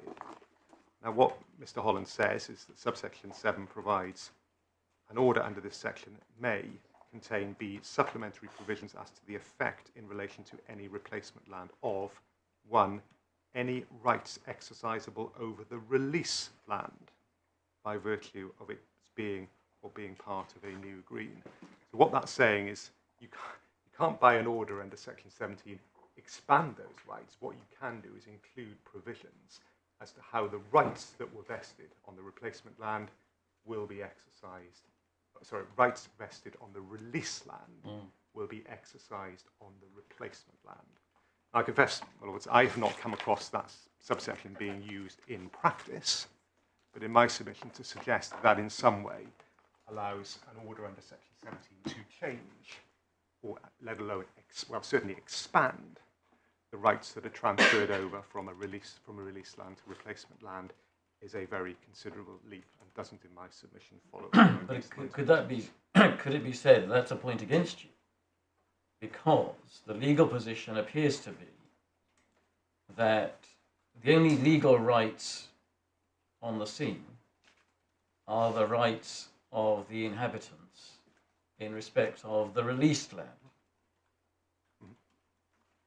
And so when there's an exchange done and there's to be replacement land, yes, certain legal rights continue to subsist, but they're the rights which previously existed in relation to the released land, and they now are transferred to the replacement land. As I understand it, that's the effect of section 17, subsection 5. Indeed, well, subject to subsection 7, yes, my lord. Yeah. Leave aside 7. Yeah, indeed. Right. So that's the position. Whatever subsection 7 may permit, if it hasn't been used, that remains the legal position. Is that right? Indeed. As it is under subsection 5. Indeed. Now, could it be said that that therefore means that the people who live to the west of the relevant land, in our case, at no point acquire any legal rights? And so if, and I'm not saying the inspector did do this, but if the inspector was under the impression that they were going to acquire some legal rights, when he referred to the land being more accessible, could it be said that he was there falling into legal error? Well, my lord, I will come in a moment and briefly to whether the inspector fell into that error. Yes, and my submission, he didn't. But in answer to your lordship's more general question, well, the rights are transferred over, the rights on the released land to the rights on the replacement land, the land to the west in this case, they never get any rights. That is the legal consequence of this. But if my submission is right, that section 16 is not focusing solely on those with rights, but those who use the land, including those to the west who may be trespassers, have no right, but nevertheless use the land, then the fact that the effect of a section 17 order would be not to confer any rights on them, neither here nor there. It's just simply reflecting the fact that the existing land, released land, is used, the replacement land will become available, and those who use the land will either have the same ability or a more straightforward ability. Yes. Can I put a different point to you, if I may? It goes back to the point you've just made, which is, I think, in part in response to my Lord's question a moment ago. Could it be said that conceptually there are 3 categories of persons? There are people who have a legal right to do something. There are people who have no right to do it, but are not acting unlawfully in doing it. And then there's a third category of people who are acting unlawfully in doing it. Does that make sense? It does. Conceptually? Yes. Right, so if somebody's a trespasser, could it be said that they are not only doing something which they don't have a legal right to do, but they're actually acting unlawfully. Well, they're acting unlawfully strictly in a private law sense. Yes. Well, I understand that. Right, okay. But in my... Sorry. No, but is it to be, is an intention to be imputed to Parliament in enacting section 16(6) that it required the inspector to take into account not only the first two categories of persons, those who have a legal right to do something and those who may be doing something even though they don't have a legal right to do it, because in practice they're doing it. Right? But is it really to be attributed to Parliament that it requires the decision maker to weigh in the balance the interest of people who are acting unlawfully? Well, Lord, the answer to that is yes, and I will make good that submission briefly in a moment. But the reason I slightly hesitated when you put the point to me, I'm not quite sure in the context of the users of the land to the west what the difference is between categories B and C, because they don't have a right to use the land, they are using it, and if you look at it through the prism of private law, they are trespassers. Well, forgive me, Mr. The submission that was made by Mr. Holland was that they could, for example, have a very nice view. So they're sitting there, they don't have a right to something, they don't have a right to that view, but they're not doing anything unlawful. And so you could take into account their interests. But if they then trespass on the land, it could be said that they're actually acting unlawfully. Yeah, my lord, I understand the point. So it's not, I was answering your lordship's question through the proposition of the actual physical use of the land as opposed to somebody who has a member of the public who has a benefit. The short answer to your question, my lord, is yes. Yeah. And it is actually derived from the practical reality recognised by the courts that use of a village green very often extends, without any objection from a landowner, to people that don't have the right. And the term the public, as used in section 16, is not limited in any way. It doesn't say the public who have a right to use the land. It is expressed generally, and that is consistent with section 16, requiring a decision maker to have regard to that wider cohort of actual users. Of course, this wouldn't affect the ability of the landowner to prevent trespass. So if there were, because they're not getting rights by definition, they, for the reasons you've just explained in the light of section 17, they don't acquire any rights. These people, they continue to be trespassers if that's what they are and were, and the landowner can do what he may to exclude them. Indeed. I don't know whether that is something that happens or not, but I don't know whether that's in any way relevant to your answer to my lord's question. Well, I think it is, my lord, because no rights accrue, so a landowner is protected in that way. In answer to your lordship's question, in reality, landowners do not and cannot practically police access onto the land. That's very much the point that Lord Carnwath had in mind in the dicta of paragraph 56 in Barker. And in this case, and this is common ground in this court, there was no evidence at all before the inquiry to suggest that the landowner was seeking to restrict access from the land to only those in the neighbourhood. Indeed, there was an existing access point onto the land to facilitate access from those to the west, and the court will recognise that in terms of the replacement land, it is proposing to provide an access closer to the west to facilitate that continued use. I suppose it would be open to a landowner in a case like the present one to make it clear to the inspector that they would, from now on, do what they could to exclude trespassers. Indeed, that is open to a landowner. I mean, proactively to do that. Difficult to see how in practice that could ever be enforced, but yes. It can be there may be factual situations where it could. Yeah. Can I complete this submission, if I may, my lord? Of course, it was plainly open to Parliament when enacting section 16 to express it in such a way as that the interests that have to be considered are confined to those with rights. And it is notable that section 16 was given royal assent in the autumn of 2006 after the decision in Trap Grounds, where the existence of rights and the limitations and extent of those rights was established conclusively by House of Lords. And indeed, the Secretary of State, who was the Secretary of State responsible for the legislation, appeared with counsel in the House of Lords to argue precisely the point that there are rights vested in the inhabitants. So if Parliament had intended to limit the range of considerations to exclude practical users and limit it to those with rights, it could easily have done so.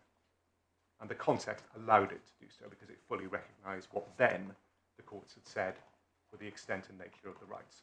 It's decided for the first time in the Trafford Grounds case in the House of Lords.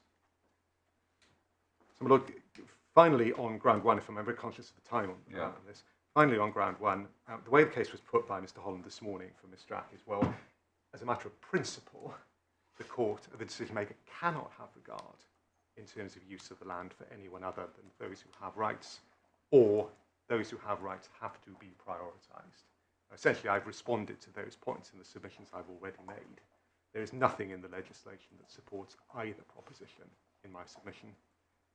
The reference to the public and the context really makes clear that wider users beyond those with rights are material.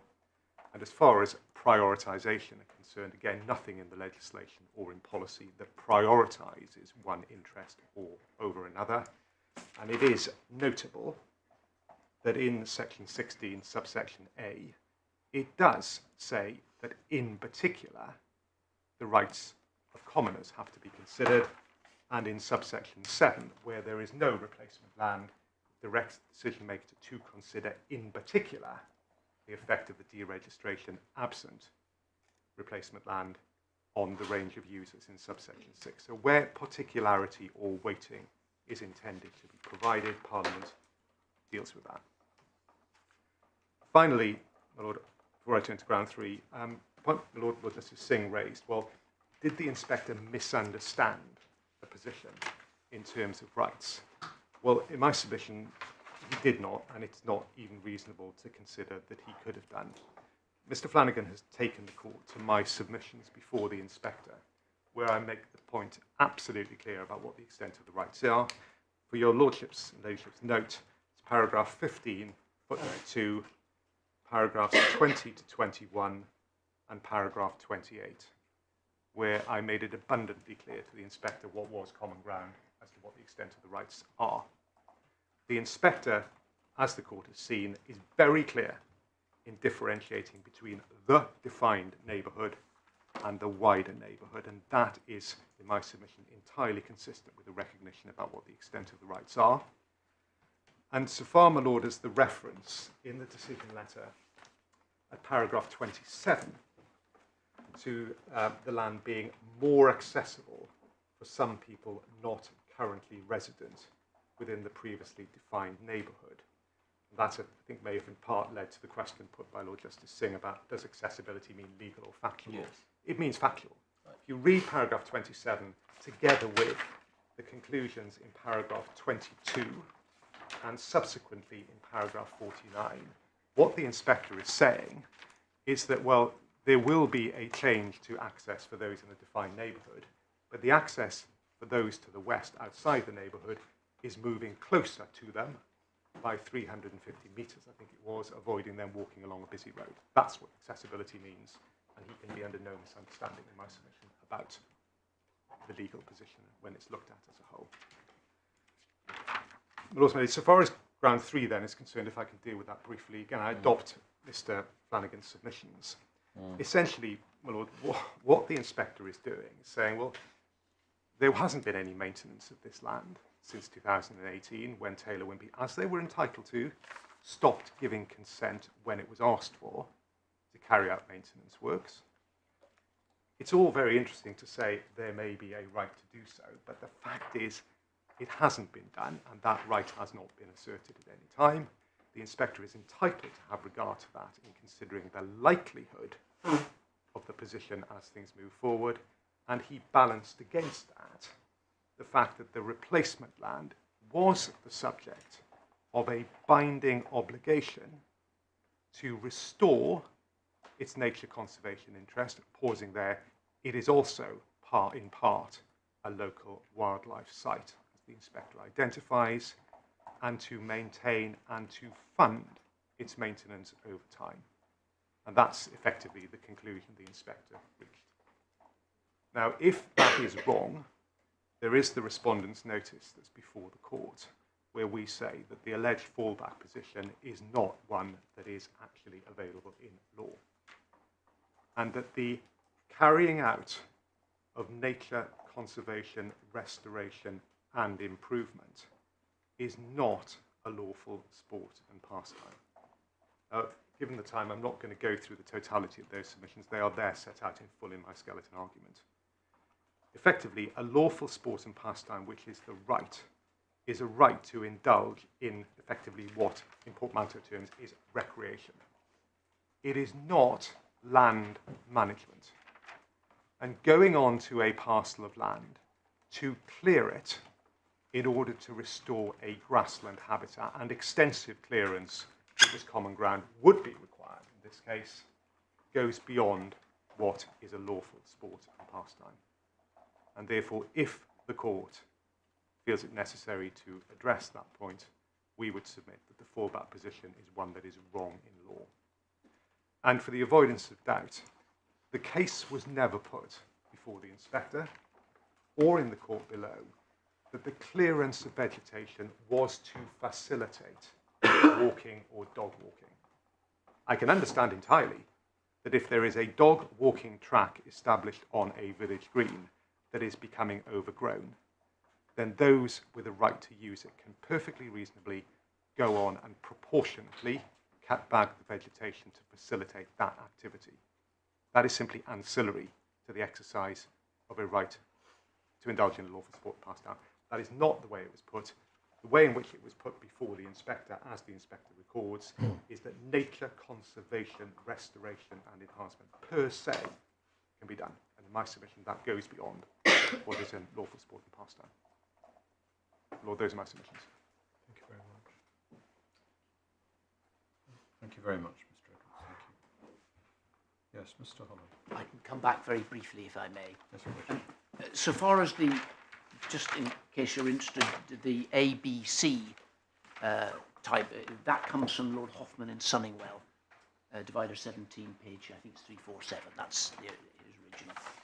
As far as the nature of the right is concerned, in Hall and Nottingham, that's divider 25 at page 3, and Hamerton and Honey, which Hall and Nottingham. Hall and Nottingham, 25, page 3, Hamerton and Honey, 26 at page 603.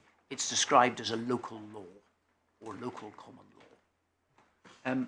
And I agree with the characterisation which the interested party gave of the right in its submissions to the inspector. We were taken to the footnote and to paragraph 21. As I understand it, it is a private right to the extent that if you are an inhabited relevant district, you can enforce it by a claim in nuisance. If, for example, so it's private right law to that extent. I mean, it's been described as a quasi-easement. As a property lawyer, I'm very wary about that phrase because it occurs in Section 65 of the Law of Property Act, Section 62 of the Law of Property Act.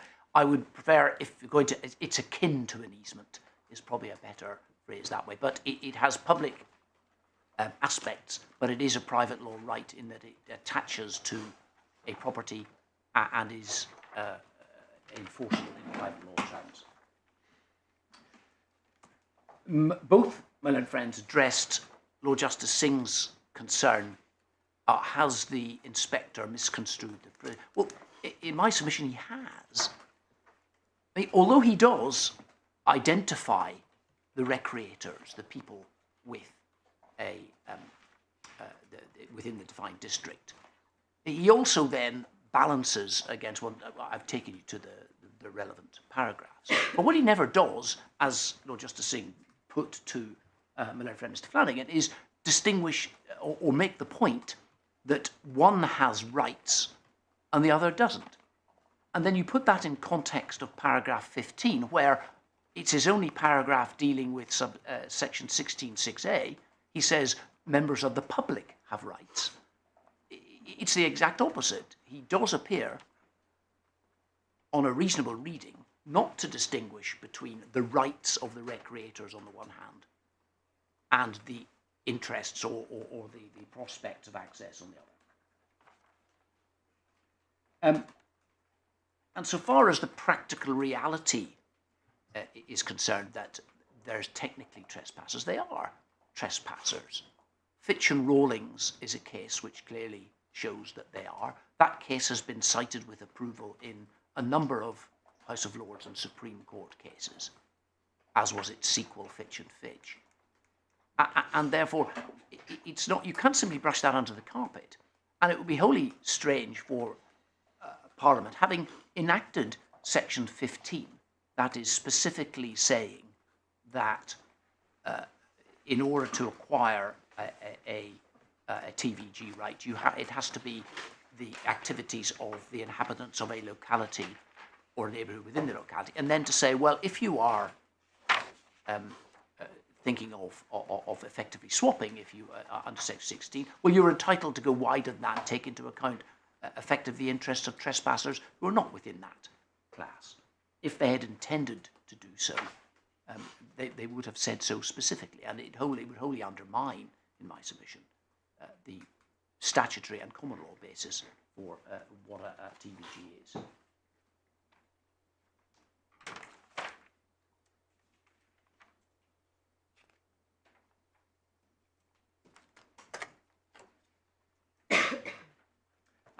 On ground 3, I do put my case both that what we are seeking to do was either an implied right or within the existing recognised right or a fresh right, and my learned friend has addressed that. But the inspector, having identified the difference between the parties, fails to grapple with the outcome of that. He fails to decide who is right on that, and he fails to explain why he has the view that nothing's going to be done if, as the objectors say, well, they think they have the right, and having previously said they're keen to do it. And that's the problem.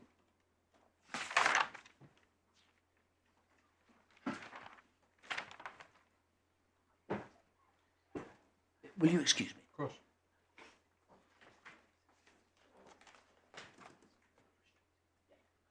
I mean, and the point finally I made is this: although there is no evidence that they were restricting access, the evidence was clear they were restricting people with people who had tried to carry out works they prevented maintenance, which I expect it's not access, but it's maintenance. My Lords, my Lady, unless you've any further questions, those are my submissions. No, thank you very much, Mr. Holland.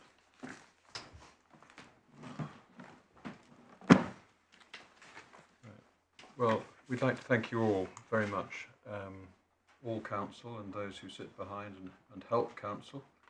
It's a joint endeavour, we understand that, of course. We're grateful to all of you for the work you've done in preparing to present this case and in doing so clearly, both in written and oral submissions today. You've given us plenty to think about. We shall go away and do that. We shall reserve our judgments to be handed down in due course, a draft circulated in advance of the hand down on the embargo basis, which must be understood and honoured, please, for corrections and a draft order to be prepared, and any submissions relating to the draft order to be tendered to us at the same time. In other words, the arrangements for hand down accord with what is now normal practice. Thank you all very much.